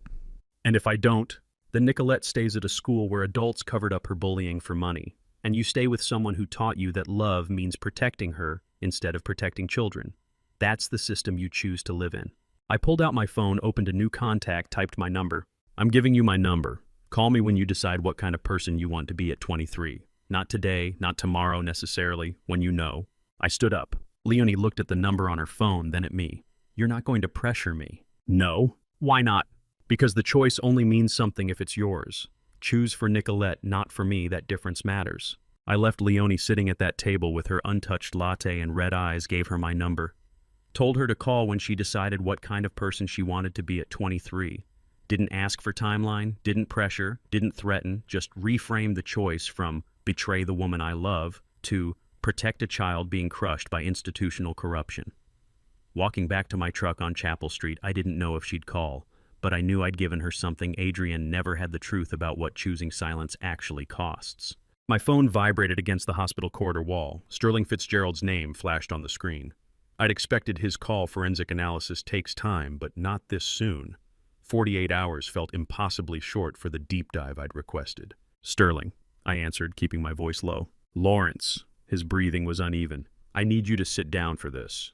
I was already sitting, having slid down the wall during Dwight's account. I'm sitting. Good, because what I found... He paused. It's not what she deleted, Lawrence, it's when. The distinction landed like a punch. Investigators think in what? Engineers think in when sequence timeline cascade of cause and effect. Sterling was speaking my language. The iCloud keychain reset, I said. You recovered the timestamp. 11:23 p.m., January 12th. 24 minutes before Hartford Hospital called your cell phone to report your father's condition had deteriorated. I watched the numbers on the opposite wall, room 317, blur and refocus. 24 minutes. Not panic, not damage control. Premeditated deletion while Ernest was dying 3 floors above, executed before I'd received any notification that would justify such measures. She knew, I said quietly. The room number reflected in my phone's black screen doubled and inverted. Before the hospital called me, she already knew. Or she'd already decided what needed to disappear regardless of outcome. Sterling's tone shifted into expert testimony precision. The deletion protocol was thorough enterprise-grade sanitization. 7-pass overwrite on the authentication tokens. She scorched the earth. Thoroughness reveals intent. Overkill is a signature. What could she have needed to hide badly enough to risk that digital footprint? She missed something. Email drafts sync to iCloud differently than sent messages they cache locally, even after cloud deletion if the device hasn't completed a full sync cycle. Her laptop was in sleep mode when she executed the reset from her phone. I straightened against the wall. You recovered drafts. One draft. Composed at 10:47 p.m. on January 12th. Recipient Desmond Mercer. Ernest's estate attorney. Subject line, Nicolette contingency legal exposure minimization. The hallway contracted around me. 10:47 p.m., 36 minutes before she'd purged her digital life. An hour before the hospital had called. While Ernest was coding in room 412, Adrian had been composing legal strategy about erasing a 14-year-old child from his will. Family betrayal forces impossible choices. When the people you trust weaponize that trust, the damage compounds across generations. If you've faced systematic deception by those closest to you or watched someone you love navigate that minefield, you know evidence doesn't heal, but it does clarify. Sometimes clarity is the only foundation left to rebuild on. Read me the body, I said. Sterling's voice flattened. Desmond timeline accelerating per our discussion. If subject executes codicil modification favoring minor beneficiary as threatened, will need immediate competency challenge framework. Requesting draft petition questioning testamentary capacity based on documented cognitive decline. Medical records from Ursula Valencia should support diminished decision-making. Need filing ready within 72 hours of any modification. Retainer authorization attached. I closed my eyes. The architecture of betrayal was complete. Not just theft, systematic legal groundwork to erase Nicolette Cooper's protection before Ernest could establish it. The money laundering, the affair with Leonie, the cruelty to the child, all connected to this central objective. Prevent Ernest from redirecting any portion of his $8.4 million estate away from Adrienne's control. The retainer authorization, I said, amount, $50,000, paid from the Foundation's discretionary fund on January 8th, 4 days before Ernest's collapse. This wasn't contingency planning. This was battlefield preparation. A nurse rounded the corner pushing a medication cart. I stood reflexively, phone still pressed to my ear. She nodded politely and continued past wheels squeaking against linoleum. Sterling, can you authenticate this chain of custody for court? Already documented. The draft's metadata is intact composition timestamp device ID typing pattern analysis. It'll stand. I looked toward room 412 where Ernest had fought for consciousness long enough to tell me about the child who'd stolen his heart. He'd known Adrienne would fight his final act of decency with every weapon at her disposal. There's one more thing, Sterling said quietly. The attached medical records she referenced from Ursula Valencia, I checked the timestamp metadata. They were generated and attached to this draft at 10:51 p.m., 4 minutes after she started writing. He let that sink in. Lawrence, she already had a nurse on staff prepared to falsify cognitive assessments of your father before he was even gone. The hallway tilted. Not just legal strategy, suborning medical testimony to destroy a dying man's last wish. Send me everything, I said. Complete forensic report, chain of custody documentation, the draft with full metadata. I need it before I confront her. Lawrence, Sterling's voice carried warning. If she knew enough to scrub her iCloud at 11:23 p.m., someone tipped her that you were investigating. She's already in defensive mode. Confrontation now could what she's already paid an estate attorney to challenge my father's mental competence. She's already leveraged his dying hours to eliminate a child from his will. What exactly am I preserving by waiting? Silence. Then, your safety. People who plan this methodically don't improvise well when cornered. I thought about Nicolette Cooper, 14 years old, standing in a parking lot while my wife orchestrated her erasure. Thought about Ernest fighting morphine confusion to whisper a little girl's name. Thought about Leonie Rivera, 23, deployed as a weapon in whatever larger game Adrienne was playing. Send the files, I repeated. I'll handle the timing. I disconnected before he could argue further.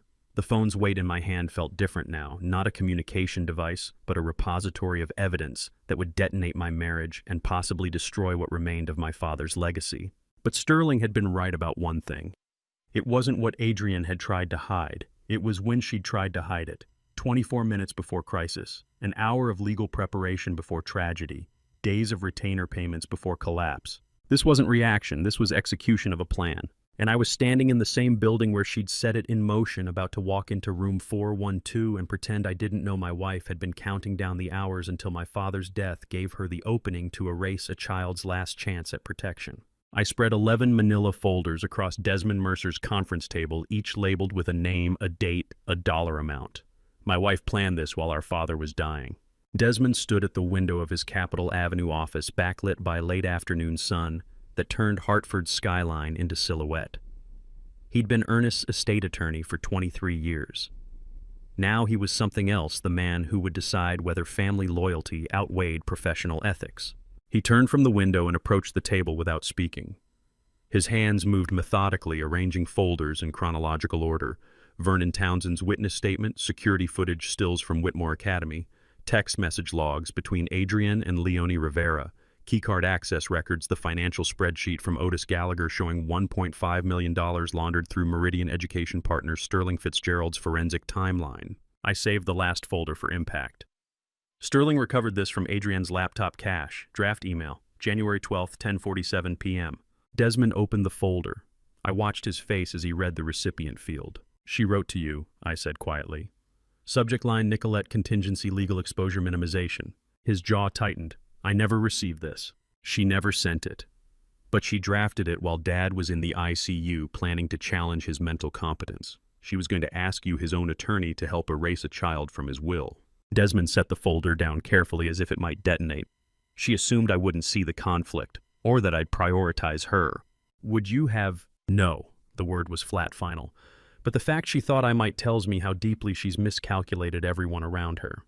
He pulled out a chair and sat reaching for the first folder. "I need 15 minutes. Don't speak." I watched him read. Every document, every screenshot, every witness statement received the same methodical attention. His pen moved across a legal pad, making notations in handwriting I couldn't decipher from across the table. 3 items got circled: the $1.5 million Meridian transfer, the trust exclusion language for Nicolette Cooper, and Sterling's timestamp showing Adrian's iCloud deletion at 11:23 p.m., 24 minutes before the hospital called me. The wall clock ticked through 15 minutes of silence. Outside the window, traffic noise rose and fell. Inside, the only sound was paper sliding across mahogany and pens scratching against pad. Desmond arranged the evidence folders like puzzle pieces, each document a fragment of intent together, forming a portrait of premeditated betrayal my wife had composed. One email, one deletion, one lie at a time. Finally, he looked up. "This is wire fraud conspiracy to commit fraud and possibly RICO if the foundation pattern holds across multiple incidents. Can we prove it? We can document it. Proving it is the prosecutor's job." He stood and moved to the whiteboard mounted on the far wall, uncapping a blue marker. 4-point strategy. First, evidence preservation letters sent today to Whitmore Academy and Meridian Education Partners. No destruction of records, immediate compliance, federal penalty warnings. He wrote preservation in block letters. Second, emergency trust amendment protecting your father's original intent regarding Nicolette Cooper. If he's still competent to sign, we execute it tomorrow. If not, we document his expressed wishes with medical witnesses. Amendment joined preservation on the board. Third, IRS referral for Meridian LLC suspicious activity. The $1.5 million transfer triggers mandatory reporting thresholds. I file Form 3949-A citing potential tax fraud and money laundering. IRS referral. Fourth. He turned to face me, marker still in hand. "You do nothing visible. Don't confront her. Don't hint. Don't apologize for distance. Radio silence. She'll know something's wrong. Let her wonder." Desmond capped the marker. "Wondering makes people reckless. Reckless people make mistakes. We need her mistakes on record." I stared at the whiteboard, at the clinical architecture of legal warfare. What happens when she retaliates? She'll weaponize family relationships, claim you're mentally unstable from grief, possibly attempt emergency guardianship over Ernest to freeze estate decisions. He sat back down, meeting my eyes. "This legal battle will destroy your family regardless of outcome." "She destroyed it already," I said quietly. "This is just documenting the rubble." Desmond nodded. "Correct. And documentation is everything, which brings us to witness reliability. What if Leonie doesn't cooperate? What if Vernon recants? Then we have circumstantial fraud instead of testimonial fraud. Still prosecutable." He tapped the folders. "The timeline is objective. Bank records don't recant. Security footage doesn't change its story. Digital forensics don't suffer memory failure." "You're saying I don't need everyone?" "You need the timeline. People are corroboration, not foundation." He He pulled Otis's spreadsheet from its folder. Dwight confirming the parking lot call. Iris confirming the deletion email she sent you. Otis confirming the financial spreadsheet. Sterling confirming the iCloud reset timestamp. Each person doing one small ethical act creates an unbreakable chain. I felt something shift in my chest. Not hope exactly, but clarity. The engineer in me recognized the principle: redundant systems, independent verification, fault tolerance through distributed responsibility. I realized I'd been holding my breath, not from fear, but from the unfamiliar sensation of having an ally who believed me without requiring emotional performance, just evidence. I don't need everyone to do anything, I said slowly. Just each person to do one right thing. Correct. Desmond leaned back in his chair. And Adrian needed everyone to do nothing. That asymmetry is her weakness. Silence requires unanimous complicity. Truth only requires one person willing to speak. His phone buzzed on the table between us. He glanced at the screen and his expression went carefully neutral. What? He turned the phone so I could see. Email received 4:26 p.m. Sender Adrian Frost. Subject emergency family matter re Lawrence. He opened it and read aloud. Desmond.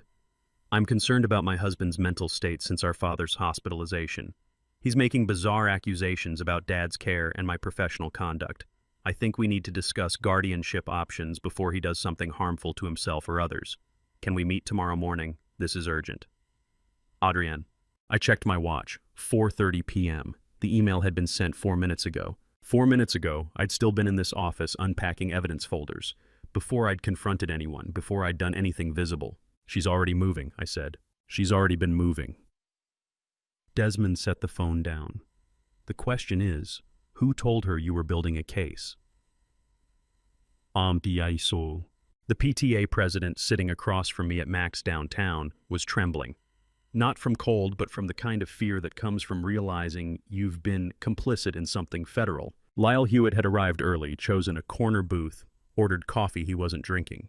Mid-40s, thinning hair, wedding ring, catching overhead light. Whitmore Academy's PTA president, father of 2, married, 16 years mortgage in West Hartford. The kind of biographical detail people offer when they have too much to lose. I need to make sure my name isn't dragged into whatever's happening between you and your wife, he said.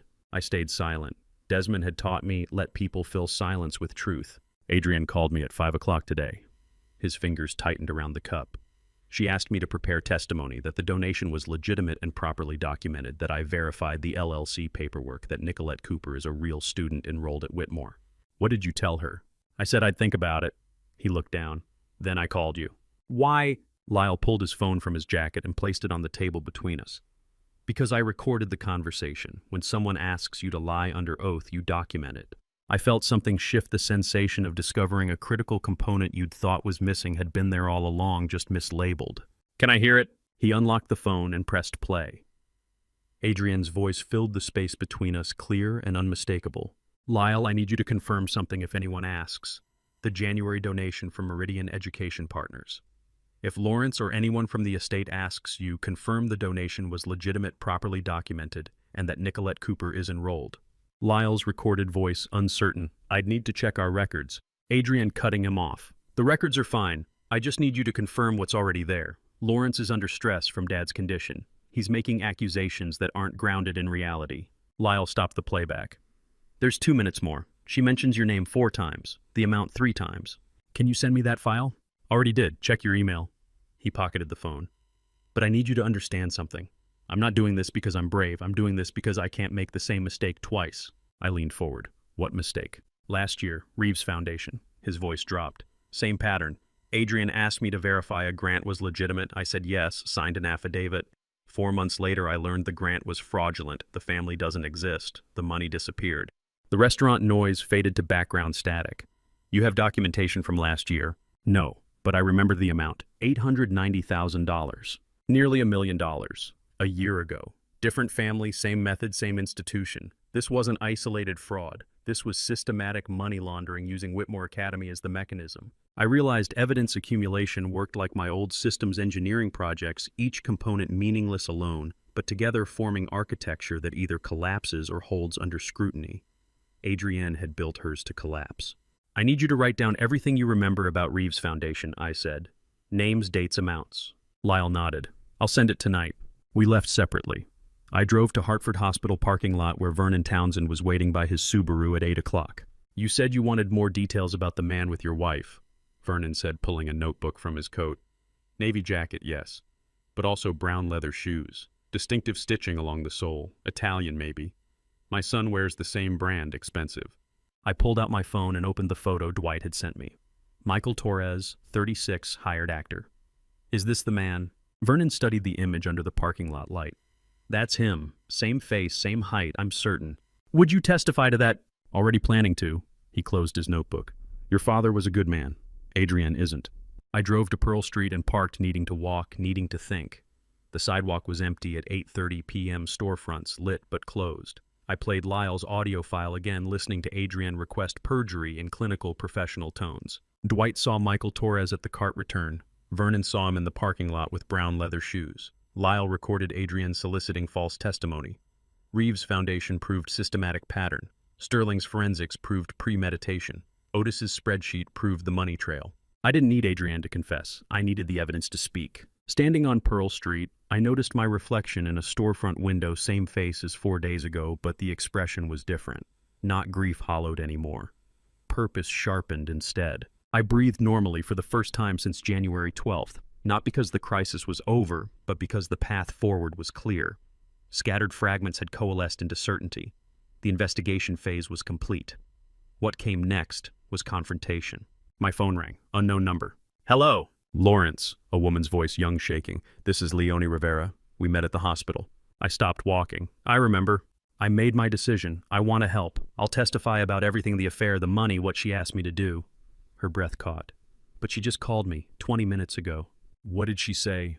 That if I speak to you, I'll be deported to El Salvador within 72 hours. That she knows people at ICE. That my visa status doesn't matter. She can make calls. Leonie's voice cracked. My visa is legitimate. I have nothing to hide. But Lawrence, can she actually do that? The sidewalk tilted beneath me. The evidence was complete. The witnesses were willing. The path was clear. Except Adrienne wasn't just hiding fraud anymore. She was threatening a 23-year-old graduate student with state violence to maintain her cover. The cost of using this evidence had just become human. Don't answer if she calls again, I said. I'll handle this. But as I disconnected, I wasn't certain what handling it meant or whether the 72-hour clock Adrienne had started was already running out. I found the gala organizer in the Delamar Greenwich Harbor lobby arranging nameplates alphabetically. Adrienne Frost's card, positioned between foundation donors and guest speaker, and realized this was where it ended. 5 days since Leonie's call. 5 days spent coordinating with Desmond to secure immigration attorney protection for a 23-year-old graduate student my wife had threatened with deportation. 5 days building the case while Adrienne accelerated her plans. Now I was 40 miles from Hartford, standing in a luxury hotel lobby watching a stranger position my wife's name at the head table of her own foundation's annual gala. The woman adjusting the nameplates was late 30s, efficient movements, burgundy blazer tablet under one arm. She cross-referenced the seating chart against a donor list, making millimeter adjustments to card placement. Professional event management, the kind of precision that came from years of making other people's reputations look flawless. I approached before I could second-guess the decision. Stella Jarvis. She looked up, polite smile already in place. Yes, I'm Lawrence Frost, Adrienne's husband. I need 5 minutes of your time. The smile held, but her eyes sharpened with recognition. The gala is in 3 days, Mr. Frost. If this is personal, I'm not the right person. It's about protecting everyone at that gala who doesn't deserve what's coming. She set down the nameplate she'd been holding. Coffee, hotel restaurant, 5 minutes. We sat in a corner booth away from the lobby traffic. I pulled out my phone and opened the files I'd organized specifically for this conversation. Lyle Hewitt's recording, Sterling Fitzgerald's forensic timestamps, Otis Gallagher's financial spreadsheet. Not Leonie. Not the immigration threats, not the personal devastation, just the institutional fraud, clean, documentable, prosecutable. Before you speak, Stella said, I need to be clear. I've managed high-profile events for 15 years. I know when family drama is about to walk through my door and explode in public. Whatever this is, I'm not choosing sides. I'm not asking you to choose sides. I pressed play on Lyle's recording. I'm asking you to look at the documents. Adrienne's voice filled the small space between us.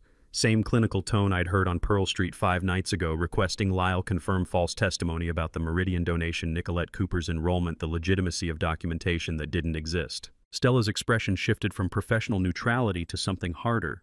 That's her voice. I've worked with her for 2 years. This is Sterling Fitzgerald's digital forensics report. I slid the tablet across the table. Timestamp showing Adrienne executed iCloud deletion at 11:23 p.m. on January 12th, 24 minutes before the hospital called about my father. Premeditated evidence destruction. Stella scrolled through the report, her finger pausing on key timestamps. This is Otis Gallagher's financial analysis. The Meridian LLC transfer $1.5 million laundered through Whitmore Academy using a child who doesn't exist as the paper trail. She read for 90 seconds without speaking. When she looked up, the professional mask was gone. If this comes out at the gala, it destroys sponsors who have nothing to do with this. 60 donors, most of them legitimate educational foundations. Uncontrolled public exposure will damage people who've done nothing wrong. I want the truth revealed in the right place, I said, to the right people, at the right time. Can you help, huh? Stella watched me rearrange the nameplates in front of her, each card a chess piece in a game she hadn't chosen to play, but had learned the rules of, and now she was offering me the board. The foundation board meets at 5 p.m. on January 23rd, she said. 2 hours before the gala starts. Closed session. 12 members, including Adrienne. If you present evidence there, the board can address it institutionally before the public event. Damage contained. Innocent parties protected. Why would you help me undermine an event you're organizing? Stella set down her coffee cup carefully. I worked the Reeves Foundation Gala last year, January 2024. Saw irregularities in a grant awarded through Adrienne's recommendation. Same LLC structure, same vague documentation, same Whitmore Academy connection. I raised concerns with the event coordinator. They told me to let it go, that questioning major donors was above my pay grade. She pulled out her own phone, opened a folder of saved emails. 4 months later, I learned that grant involved $890,000 in fraud. The family didn't exist. The money disappeared. I've been watching Adrienne since then, documenting the pattern, waiting for it to repeat. You've been waiting for someone with standing to act. You have standing, she closed the folder, and you have evidence I couldn't access, but Lawrence, if you do this publicly, it destroys more than just Adrienne. That's why I'm here instead of going to the press. For the first time since January 12th, I felt the weight shift from solitary investigation to coordinated action. I wasn't hunting alone anymore. The relief was almost destabilizing. I'm not on the board, I said. How do I get in that room? I control the meeting agenda. Guest speakers can be added for special presentations. Stella pulled a napkin from the dispenser and wrote January 23rd, 5 p.m. board/7 p.m. gala. 3 days to prepare. Is that enough? I thought about Leone, still deciding whether protection from an immigration attorney outweighed fear of Adrienne's threats. Thought about Vernon Townsend and Dwight Diaz, ordinary people who'd witnessed extraordinary cruelty. Thought about Nicolette Cooper, 14 years old, erased from a dying man's will before he'd finished dying. It has to be, I said. Stella wrote one more line on the napkin: estate matter presentation, L. Frost, guest speaker. I'll list it like this, vague enough not to alert her. Estate matters are common. She'll see the agenda. She won't know until you walk in. Stella slid the napkin across the table. January 20th today. January 23rd board meeting. 3 days enough or not enough? I folded the napkin and pocketed it. 3 days to finalize evidence, coordinate witnesses, prepare presentation that would either expose systematic fraud or destroy what remained of my family's reputation. I stood to leave. Stella's hand shot out, stopping me. One thing. Her voice had gone carefully neutral. Adrienne submitted a last-minute agenda item. Emergency grant request to Whitmore Academy. $2.1 million, citing urgent facility needs. The restaurant noise faded to background hum. When does it need approval? January 22nd. Stella met my eyes. 1 day before our board meeting. If it passes early, the money moves before you present evidence. I looked down at the napkin in my hand. 3-day countdown had just become 2 days to stop $2.1 million from vanishing into the same mechanism that had already consumed $1.5 million. Adrienne wasn't waiting for my move. She was already 3 steps ahead, accelerating while I'd been building my case. The question wasn't whether 3 days was enough anymore. The question was whether 2 days could stop her. My phone vibrated against the hospital chair arm. While Ernest slept, Leone Rivera's name on the screen, and I knew before answering that she'd made her choice. 3 days had passed since her terrified call about ICE threats. 3 days of coordination with Desmond to secure immigration attorney protection. 3 days wondering if Adrienne had already silenced her. I stepped into the hallway, keeping my voice low. Leone? I have 3 things. Her voice was steady but quiet, like someone who'd been awake all night deciding. Text message from September, hotel receipt from October, and the file from November. What file? The one she sent me about Emma. That's what she called Nicolette in the documents, Emma. Code name, I think. Papers rustled in the background. It says very clearly, this is how we keep everything quiet. Step-by-step instructions for suppressing inheritance claims. I leaned against the hallway wall, hospital sounds fading to background static. You've had this since November. Yes. Why now? Silence stretched for 5 seconds. Then, because I didn't want to know what it meant. I could tell myself it was privacy protection, proper legal procedure, that Adrienne was helping families avoid messy public disputes. And now I know what I was helping her do. Her breath caught. September. I was doing a site visit at Whitmore Academy. Adrienne wanted foundation presents for accreditation review. I passed a girl in the hallway, 14 maybe. She looked at me, not hostile, just watching, and didn't say anything. I felt something wrong but couldn't name it. Nicolette. I didn't know then, just felt this weight. Leonie's voice dropped. Now I know what she saw when she looked at me. Someone helping hide her, someone making her invisible. I thought about Nicolette Cooper standing in that hallway, watching the foundation intern walk past with Adrienne Frost, understanding in some 14-year-old way that the system was aligned against her and there was nothing she could say that would matter. The file, I said. What else does it mention? That's the thing. Papers rustled again. It doesn't just reference Nicolette Emma. There are 2 others. Bradley Matter Hartford 2019. Sophia Resolution New Haven 2021. Same methodology, same suppression protocol. The hallway tilted beneath me. She's done this before, multiple times. It's not fraud, Lawrence. It's a system. Leonie's voice cracked. And I helped run it without asking questions because I wanted to believe in the work, in her. I realized Leonie was younger than I'd been when I started my first engineering job, when consequences meant budget overruns and missed deadlines, not deportation and complicity in erasing children.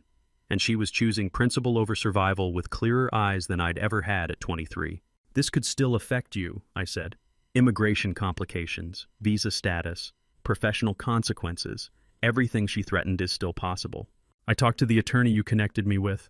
She sounded steadier now, decision made. I know the risks, but Lawrence Nicolette is 14. Bradley was probably a child, Sophia too. They were systematically erased by institutions meant to protect them.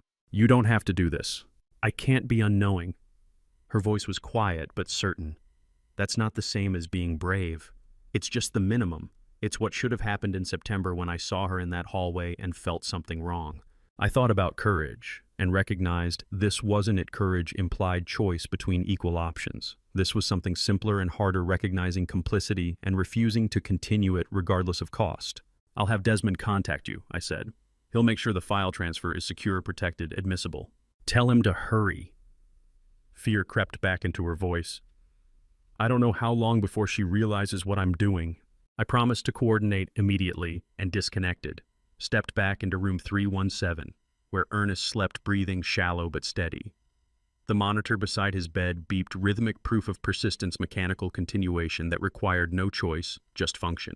I sat in the chair beside him and thought about Leonie's voice on the phone. Different kind of persistence. Humankind that chooses rather than continues.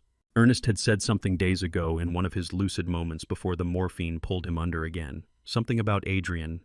Living with someone heartless, you don't notice at first because they're good at performing warmth. By the time you see it, you've already built your life around the performance.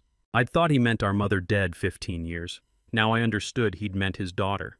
I looked at Leonie's number on my phone screen. 23 years old, graduate student, affair partner turned whistleblower. Threatened with state violence for choosing documentation over silence. She has a heart, I thought. Not easy at 23, not easy at any age when the cost is this high. My phone buzzed again, text from Desmond.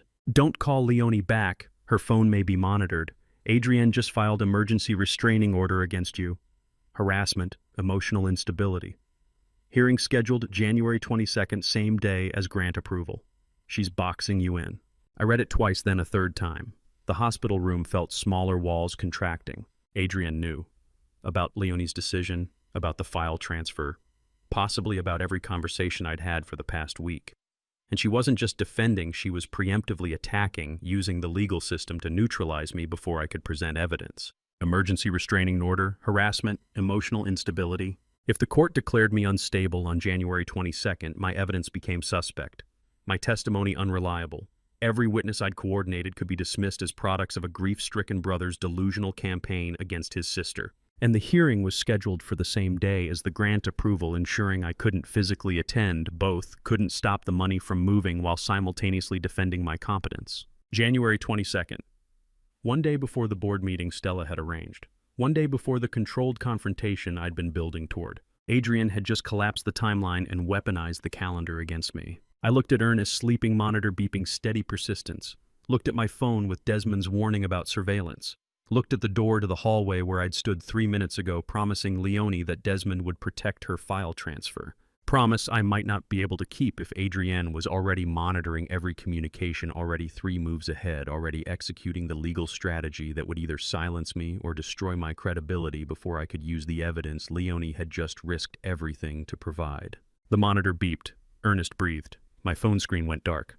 And somewhere in New Haven, Leonie Rivera sat with a file documenting systematic erasure of children waiting for protection I'd promised, unaware that the promise itself might have triggered the surveillance that would destroy us both.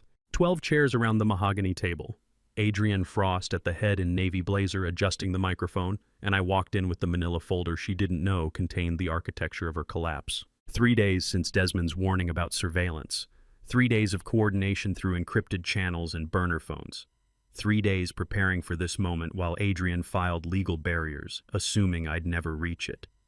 The restraining order hearing was scheduled for January 22nd, 2 days away, but Stella had ensured this board meeting happened first. Adrienne's eyes found me as I entered. Brief confusion, then controlled neutrality. She hadn't expected me, but wouldn't show alarm in front of 12 board members settling into leather chairs, half-checking phones, all performing the ritual disinterest of people accustomed to mandatory meetings. Desmond sat in the corner as legal observer. Stella stood at the side door, arms crossed, face neutral. Our final agenda item, Stella's voice cut through the room's settling noise.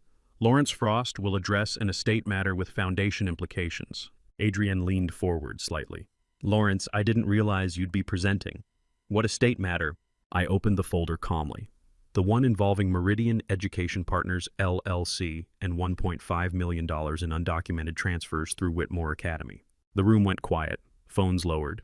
A woman in her 50s at the far end adjusted reading glasses. January 12th through 15th, 2025. I distributed timeline printouts.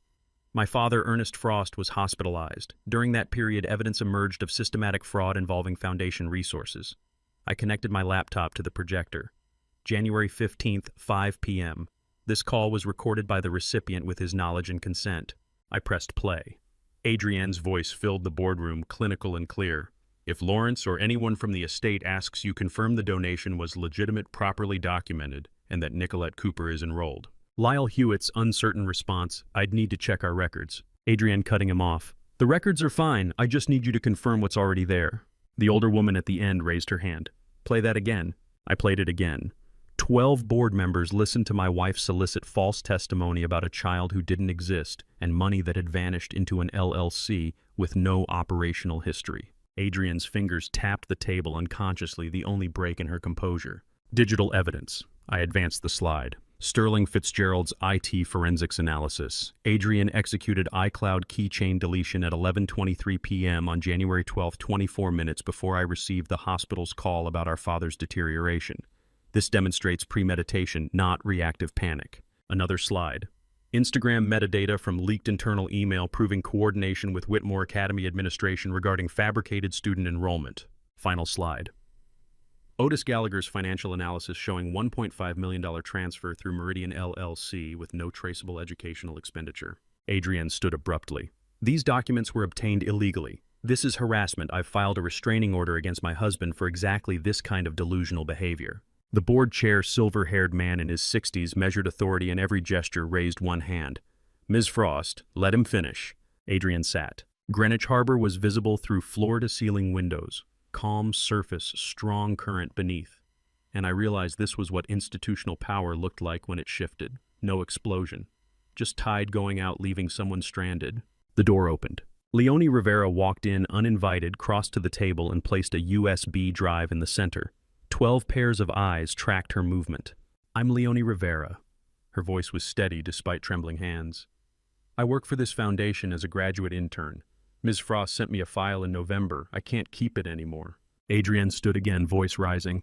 This is conspiracy. You're all... Adrienne. The board chair's voice was quiet but absolute. Sit down. Adrienne sat. Leonie continued. The file details suppression methodology for 3 children's inheritance claims. Nicolette Cooper, 2024. Bradley Hartford, 2019. Sophia New Haven, 2021. Step-by-step instructions for erasing children from estate proceedings.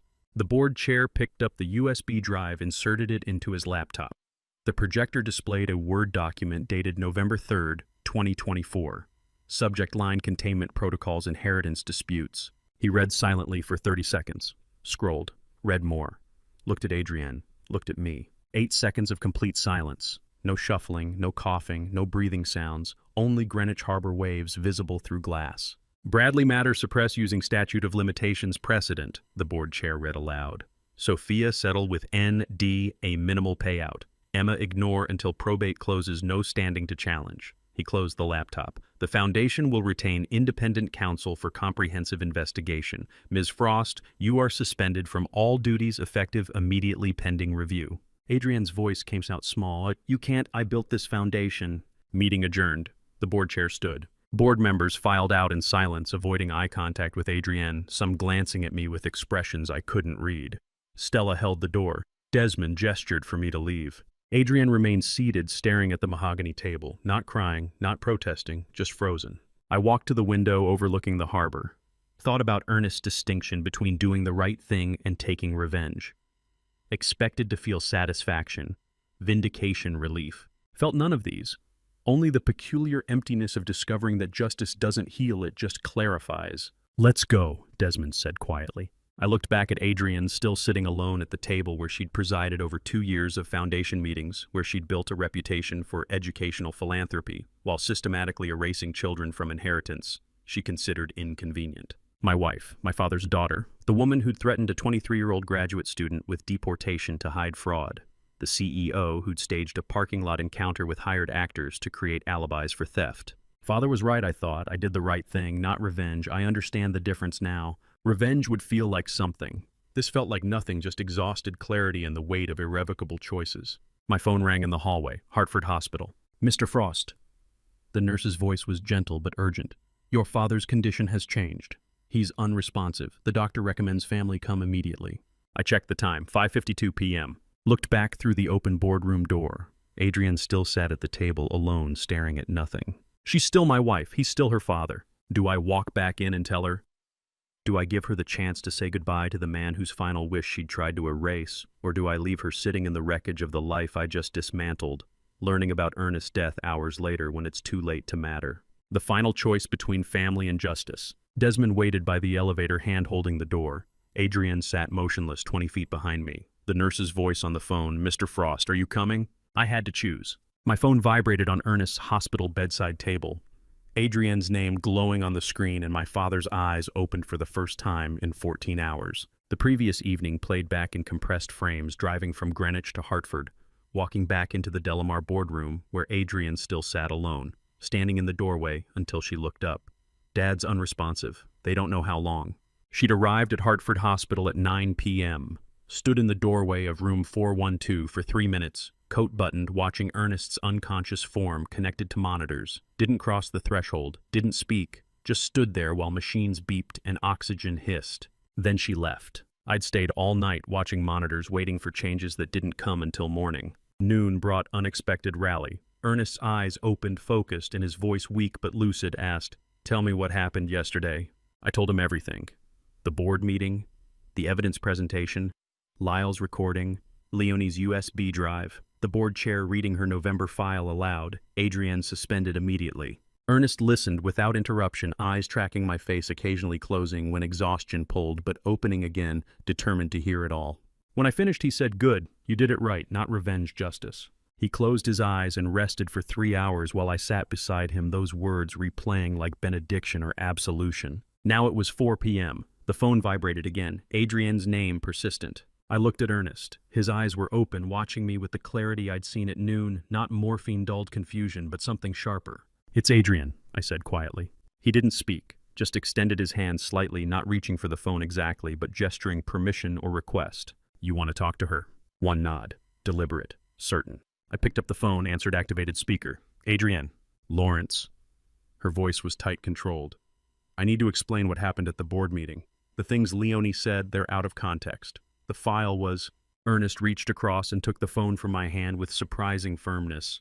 Held it himself, bringing it close to his face. I realized this was the last time Ernest would exercise judicial authority, not in courtroom with bailiff and stenographer, not in chambers with law clerks, but in hospital room with daughter on phone and son as witness. Verdict carrying weight of a lifetime's moral clarity. This is your father. His voice wasn't the weak rasp of recent days. It was the federal judge delivering judgment. Silence on the line. Then Adrienne's voice, small and uncertain. Dad, you are no longer my daughter. The words fell like stones into water. No anger, no heat, just flat judicial finality. Pause. Ernest breathing steady despite the oxygen cannula. You used a child's vulnerability for financial gain. You threatened a young woman with deportation to silence testimony. You betrayed your husband while I was dying. Another pause. I could hear Adrienne breathing on the other end, quick, shallow breaths that might have been crying or shock. I have no daughter named Adrienne. 8 seconds of silence. I counted them by heartbeat. 1, 2, 3, 4, 5, 6, 7, 8. Then Ernest pressed the red button ending the call, handed the phone back to me without looking away from my face. He exhaled deeply, the sound of someone who'd carried weight across miles, and finally set it down. Placed the phone on the bedside table with careful deliberation, then reached over and placed his hand on mine. The same gesture from January 12th. First night when he'd tried to tell me about Nicolette and I hadn't understood yet what he was asking me to protect.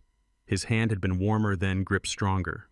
Now the skin was paper thin, trembling slightly, but the grip was still firm. Ernest's hand on mine, same gesture, closing the circle like a judge's gavel marking case concluded, father's touch, both benediction and transfer of burden. You can rest now, I said quietly. He shook his head once, gestured toward the bedside drawer. I opened it. Inside was a manila envelope, Ernest's handwriting on the front. Final codicil witnessed by hospital staff January 21st, 11 a.m. 11 a.m. This morning. During his rally before I'd told him about the board meeting before Adrienne had called. I pulled out the document, read the distribution schedule. Nicolette Cooper, trust $1,200,000. Lawrence Frost, $6,800,000. Adrienne Frost, $0. Notation beneath Adrienne's name. For reasons documented in attached evidence file provided by Lawrence Frost, January 2025. Witness signatures at the bottom: Ursula Valencia, head nurse. Dr. Craig Morgan, attending physician. Derek Walsh, hospital security officer, present to verify testamentary capacity. You signed this before the phone call, I said, understanding. Ernest's voice was barely audible. She needed to hear it from me. Not lawyers, not documents. From her father. The legal severance had been complete at 11 a.m. The emotional severance delivered at 4:02 p.m., both executed with the precision of someone who'd spent 40 years on the federal bench, who understood that justice required both institutional authority and human acknowledgement. The circle closes, I said. Ernest's hand tightened on mine, agreement or goodbye or both. I looked at the codicil, looked at my father's face, looked at the phone on the bedside table showing 4:07 p.m. and Adrienne's name in recent calls. The old judge had orchestrated his final case down to the minute. Morning rally for legal documentation. Afternoon call for paternal verdict. Both witnessed, both irrevocable, both delivered with the clarity that had defined his career and would define his legacy. His hand was cooling in my grip, but the grip itself remained firm. Outside room 412, Hartford Hospital, continued its routine. Nurses walked hallways. Monitors beeped. The ordinary machinery of care that never stopped. But in this room, the circle had closed. A father had delivered his final verdict, a daughter had been severed from inheritance and family, a son held documentation of both. Ernest's eyes closed. His hand relaxed slightly but didn't release mine. The codicil rested on my lap, legal precision completing what emotional necessity had begun. January 21st, 2025, 4:09 p.m., the case was closed. I sat in Hartford Hospital cafeteria at 9 a.m. with terrible coffee and phone ringing, Desmond Mercer calling with what sounded like good news, which I'd forgotten how to process. 36 hours straight at the hospital since the board meeting. Ernest had stabilized overnight after yesterday's crisis, the phone call, the verdict, the codicil revelation. Now he slept while I'd escaped to the cafeteria for coffee that tasted like burnt cardboard and felt like the only thing keeping me upright. The phone vibrated for the third time. I answered. Desmond, I have the updates you requested yesterday. His voice carried the careful neutrality of someone delivering news to the exhausted. Are you somewhere you can talk? Hospital cafeteria. Dad's stable. Go ahead. 4 things happened overnight. You'll want to hear all of them. I took a sip of the terrible coffee. I'm listening.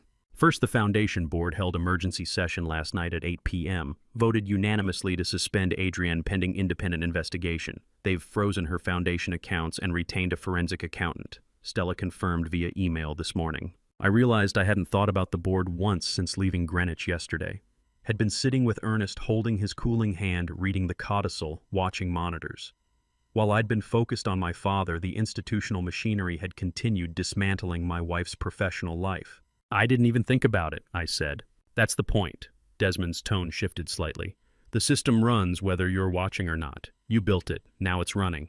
What second? IRS confirmed receipt of the Meridian LLC referral at 6 a.m. this morning via automated system.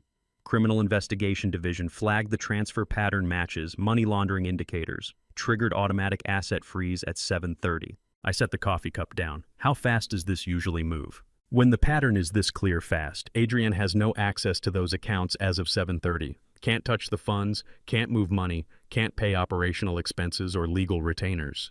Legal retainers. The restraining order hearing scheduled for tomorrow.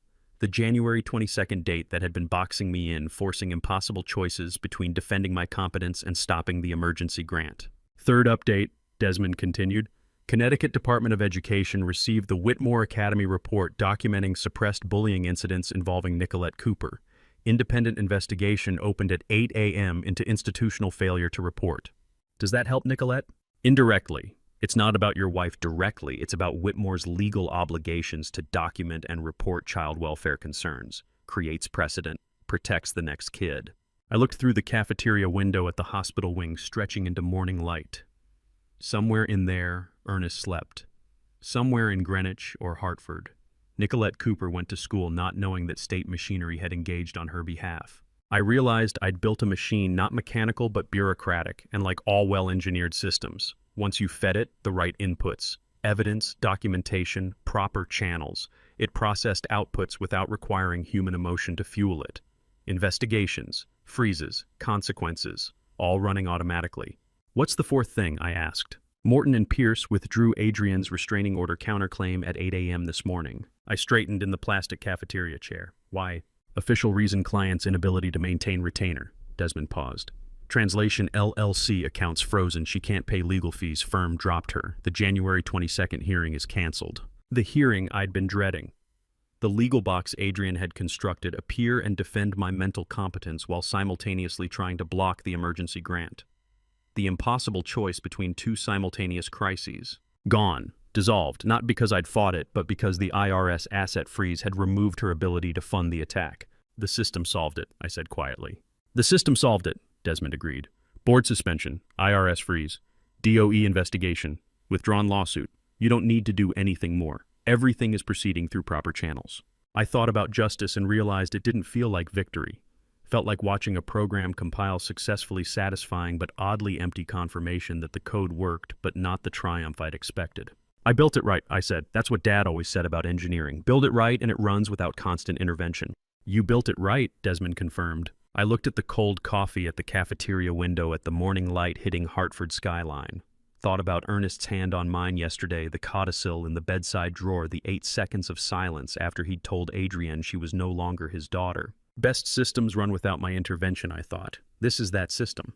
Lawrence, Desmond's voice pulled me back. One more thing. Go ahead.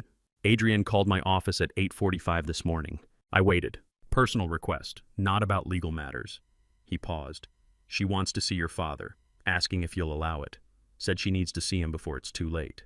The cafeteria noise, silverware clinking, conversations, murmuring, coffee machine hissing, faded to background static. The system was running, board suspension proceeding, IRS investigation underway, DOE protecting future children, lawsuit withdrawn.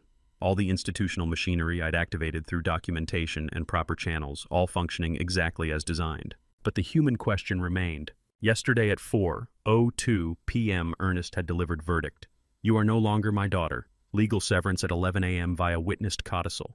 Emotional severance via phone call. Both irrevocable. Both executed with judicial precision. And now Adrienne wanted to sit with her dying father one last time. What did you tell her? I asked. That I'd relay the message. The decision is yours. I thought about Nicolette Cooper, 14 years old, systematically erased from an inheritance meant to protect her. Thought about Leonie Rivera, 23, threatened with deportation for choosing testimony over silence. Thought about Bradley and Sophia, 2 other children Adrienne had suppressed across years of institutional fraud. Thought about Ernest's hand cooling in mine, his voice barely audible. She needed to hear it from me, not lawyers, from her father. The verdict had been delivered. The legal severance was complete. The system was running. But did systemic justice require complete human severance? Or was there space, even after everything, for a daughter to sit with her dying father? I need to think about it, I said. Take your time, Desmond replied. But Lawrence, he doesn't have much of it left. I knew. I'd been watching the monitors for 36 hours, knew exactly how little time remained. The question wasn't about time. The question was about what justice meant when the machinery was running, and the only thing left was the space between a hospital bed and the doorway where Adrienne had stood for 3 minutes last night before walking away. I'll call you back, I said, and disconnected. The coffee was cold. The cafeteria continued its morning routine. The system ran without my intervention. But this decision, this final human complexity, required something the system couldn't provide. It required me. Celeste Cooper walked through Hartford Hospital first-floor entrance with a 14-year-old girl whose black hair fell straight and whose posture, spine straight, shoulders back, told me everything had changed. 2 days since Desmond's call about Adrienne's request to see Ernest. 2 days I'd spent not answering that question, letting it dissolve into the larger silence of institutional consequences running their course.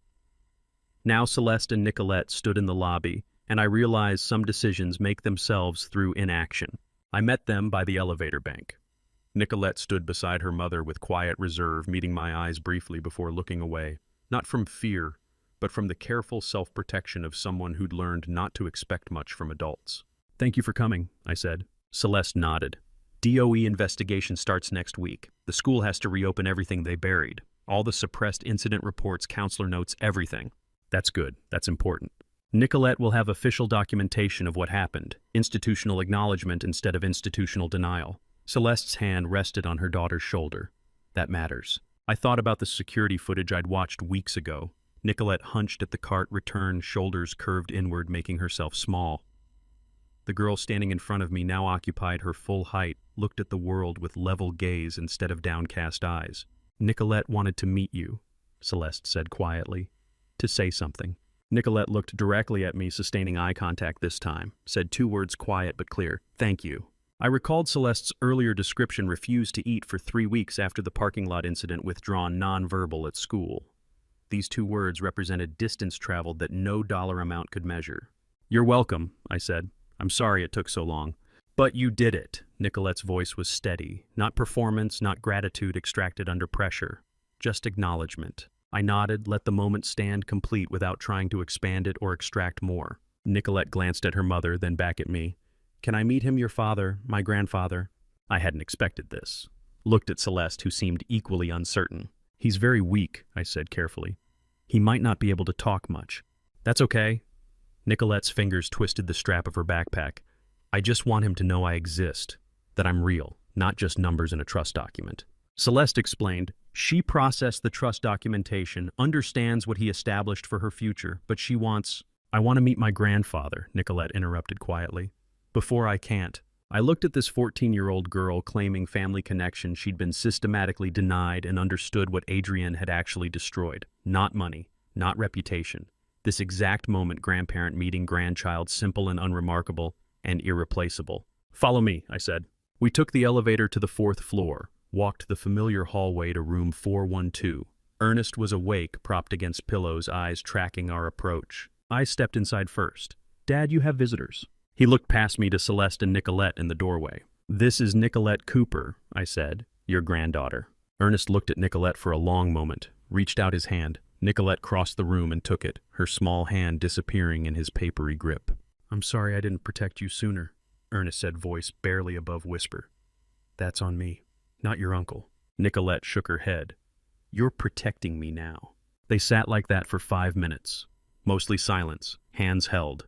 Celeste stood by the window, giving them space. I leaned against the wall, watching my father meet the grandchild whose existence Adrienne had tried to erase, whose vulnerability had been weaponized for financial gain. When Celeste and Nicolette left, Nicolette turned at the doorway. Thank you, grandfather. Ernest nodded, too tired for words, but his eyes tracked her until she disappeared from view. The room was quiet for several hours. Ernest slept. I sat. Evening shift began. Around 6 p.m., Ernest stirred, gestured toward the bedside drawer. The envelope, he said. Tell Ursula it can be thrown away. I opened the drawer, found the manila envelope I'd seen before labeled in his handwriting for Lawrence read after I'm gone. Don't you want me to read it? I asked. Ernest shook his head slightly. I wrote it because I feared you'd never see what needed doing. Feared you'd stay blind to who she was, what she was capable of. He paused, breathing labored. But you saw it yourself. You lived it. The letter is obsolete. Nurse Ursula Valencia entered for evening vitals check, middle-aged woman with efficient movements and kind eyes who'd been validating Ernest's wishes without questioning family dynamics for days. Ursula, I said, holding out the sealed envelope. He says this can be thrown away. She looked at Ernest for confirmation. He nodded once. Ursula took the envelope, placed it in the medical waste bin without opening it, and continued her work.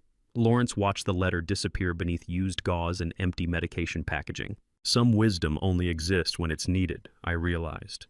Becomes waste once it's lived. Ernest had written instructions fearing I'd never discover them independently. But I had. Through action, through investigation, through choosing documentation over confrontation and systems over revenge. The letter Ernest wrote, all his judicial wisdom, all his paternal guidance was medical waste now because I'd already become who it described. After Ursula left, I pulled the chair close to Ernest's bed. No laptop this time. No phone calls to coordinate. No evidence folders to review. Just sitting. Ernest's breathing was steady. Monitors beeped softly. The evening light through the window turned Hartford's skyline amber. What are you doing? Ernest asked, barely audible. Nothing, I said. Just sitting with you. 10 days of action. Investigation, confrontation, documentation, coordination, building systems that run themselves, feeding bureaucratic machines that process justice without requiring human emotion to fuel them. And now there was nothing left to do except be present. I just sat. That was enough. Vernon Townsend drove his old red Honda through West Hartford morning light with Ernest Frost in the passenger seat, and I followed behind, thinking after 10 days in hospital fluorescence, natural sunlight looks almost foreign. The discharge had taken 3 hours, paperwork, medication reconciliation, hospice coordination, final instructions from Dr. Morgan about what to expect in coming weeks. Ernest had sat through it all with patient dignity, answering questions, signing forms, ready to go home. Vernon pulled into the driveway at 847 Elm Street. Ernest looked at the oak tree in the front yard, same tree that had been there 40 years, bare branches reaching into January sky. Still beautiful, he said quietly. I knew he wasn't talking about the tree. Need help getting inside? Vernon asked. Ernest shook his head. I can walk to my own door. The house looked unchanged from January 12th when this began. Same cream siding, same green shutters, same front steps I'd climbed 10,000 times. But everything inside the people returning had shifted. I helped Ernest to his usual chair leather recliner by the south window, worn armrests shaped by decades of use, afternoon light pooling where it always pooled. Not hospital bed with rails and call buttons, not machines beeping vital signs, just the chair Ernest had sat in for 30 years reading case law and watching seasons change. Vernon left quietly with a hand on Ernest's shoulder, and nod to me that said more than words could. Ernest settled into the chair, exhaled deeply. Better than hospital. I'll make tea, I said. Chamomile, 4 minutes exactly. I went to the kitchen, the 1971 table still there, phone on the counter window, looking out at the same Hartford skyline I'd stared at 12 days ago when everything was different. Put the kettle on, found chamomile in the cupboard where it had always been timed 4 minutes on my phone. Brought 2 cups to the table. Ernest had moved from the recliner to his usual chair across from mine, the arrangement we'd maintained through decades of dinners and discussions. He didn't drink yet, just looked at me with the clear-eyed focus I'd seen yesterday when Nicolette held his hand. I want you to do something for me today, he said. Sit still. Don't check your phone. Don't plan next steps. Don't engineer solutions. Just sit with me and do nothing. I started to ask why, then understood.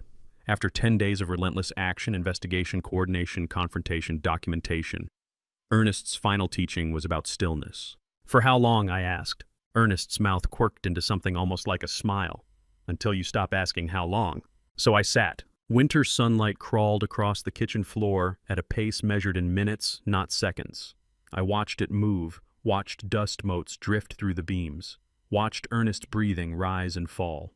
Time passing without urgency, without agenda, without output to produce. Learning to exist in time that didn't demand progress or resolution, This was what Ernest meant. 3 p.m. arrived. I had been sitting opposite my father for 4 hours. No laptop, no evidence folders, no witness coordination, just father's breathing light moving silence. I noticed details I'd missed before: crack in ceiling plaster shaped vaguely like Connecticut Ernest's wedding ring loose on his thin finger, the way afternoon shadows made the kitchen look like a sepia photograph. "You're getting it," Ernest said, barely audible. "Getting what?" "How to stop." I was a systems engineer, spent 40 years building solutions, optimizing processes, fixing problems. 10 days ago, I'd applied that same mindset to family betrayal, documented evidence, coordinated witnesses, fed bureaucratic machines that processed justice without requiring emotion to fuel them. And it had worked. The system ran. Consequences proceeded. Adrienne was suspended, investigated, severed legally and emotionally from the family she'd betrayed. But Ernest's final lesson wasn't about action. It was about learning when action ends and presence begins. 5:47 p.m. The phone rang. My cell on the kitchen counter, Adrienne's name glowing on the screen. I looked at Ernest's silent question. He looked back, nodded once. Not permission to reconcile, permission to end it. I answered. "Adrienne." "Lawrence." Her voice was formal, distant. "I need to know what happens next, with the estate proceedings, with the foundation investigation, my professional reputation." "The system handles that now," I said. "I'm not involved anymore. Can we talk, really talk, not about legal matters, about us?" I thought about Nicolette Cooper standing upright in hospital lobby. Thought about Leonie Rivera risking deportation to testify. Thought about Ernest's hand cooling in mine while he delivered verdict, "You are no longer my daughter." "After everything," Adrienne said quietly, "am I still your wife?" I looked at Ernest across the table. 10 days ago, dying in a hospital room. Now home in his chair, trial concluded, verdict delivered. He nodded, trial over. Hanging up on Adrienne felt nothing like I expected, not cathartic, not victorious, just quiet and final, like closing a book I'd finished reading and placing it on a shelf where it belonged. "You chose money over a child's dignity," I said. "Now it's my turn to choose." I disconnected, set the phone down, pulled the blanket from the chair back and draped it over Ernest's lap. "It's done," I said. Ernest nodded, closed his eyes. 5:52 p.m. I walked to the south window, looked at Hartford sunset orange, bleeding into red, bleeding into blue. Same sky I'd watched from this window 10,000 times, but somehow different now. Ernest breathed quietly in his chair, phone dark on the counter, house settling into evening silence. I thought back to January 12th, 11:47 p.m., standing in this same kitchen making the call that started everything.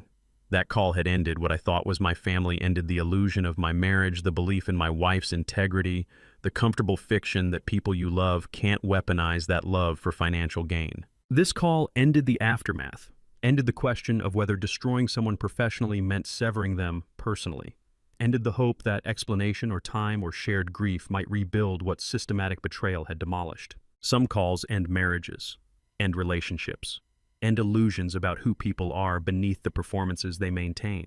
And some calls, these same calls, these exact moments of severance and choice, begin new lives built on different foundations. There are calls that end a marriage and begin a new life. And to you listening to my story, remember this: the people closest to you can be the hardest to see clearly.